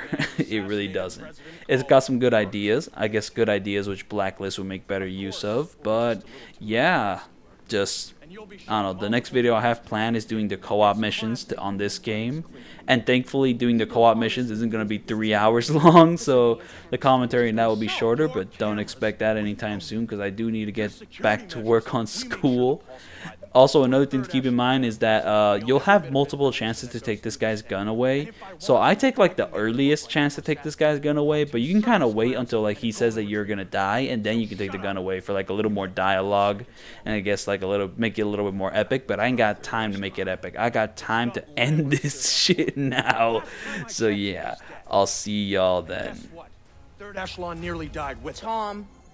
You see, the president decided the agency wasn't justifying its funding anymore. She was gonna shut us down, leave America vulnerable to the sort of attacks you spent so many years...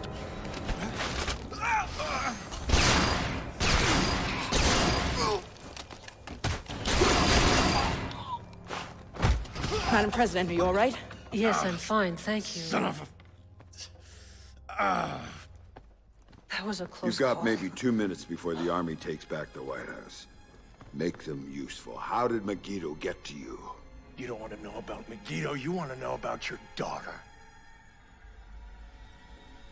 You don't get to talk about my daughter. You still don't get it, do you? Sarah didn't matter. Threatening her was just a way to get to you. And leveraging you was a way to get to Third Echelon. And Third Echelon, that was a way to get what they wanted out of the White House. You're the mole. You're the one Lambert was worried about. Very good, Sam. You finally see. You son of a bitch! You cost me 3 years of my life. 3 years when I thought my daughter was dead. Move! Move! Drop your weapon on the floor now! Captain, thank you for rescuing me. Now, I don't see anyone else here but us, and I'm sure you don't either. Oh, ma'am. Let's get you out of here. Thank you. Oval Office is secure. We have the president. POTUS is safe and secure.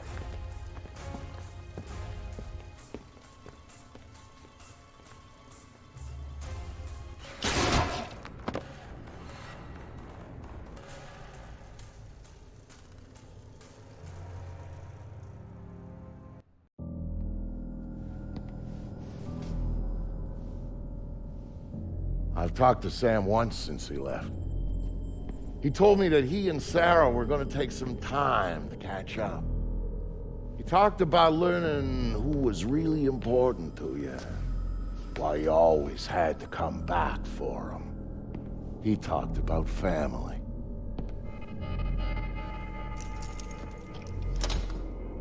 And you know what the last thing he said to me was, just before he hung up? Vic, he said, "Thanks for everything. I love you like a brother." Brother, that's family, right?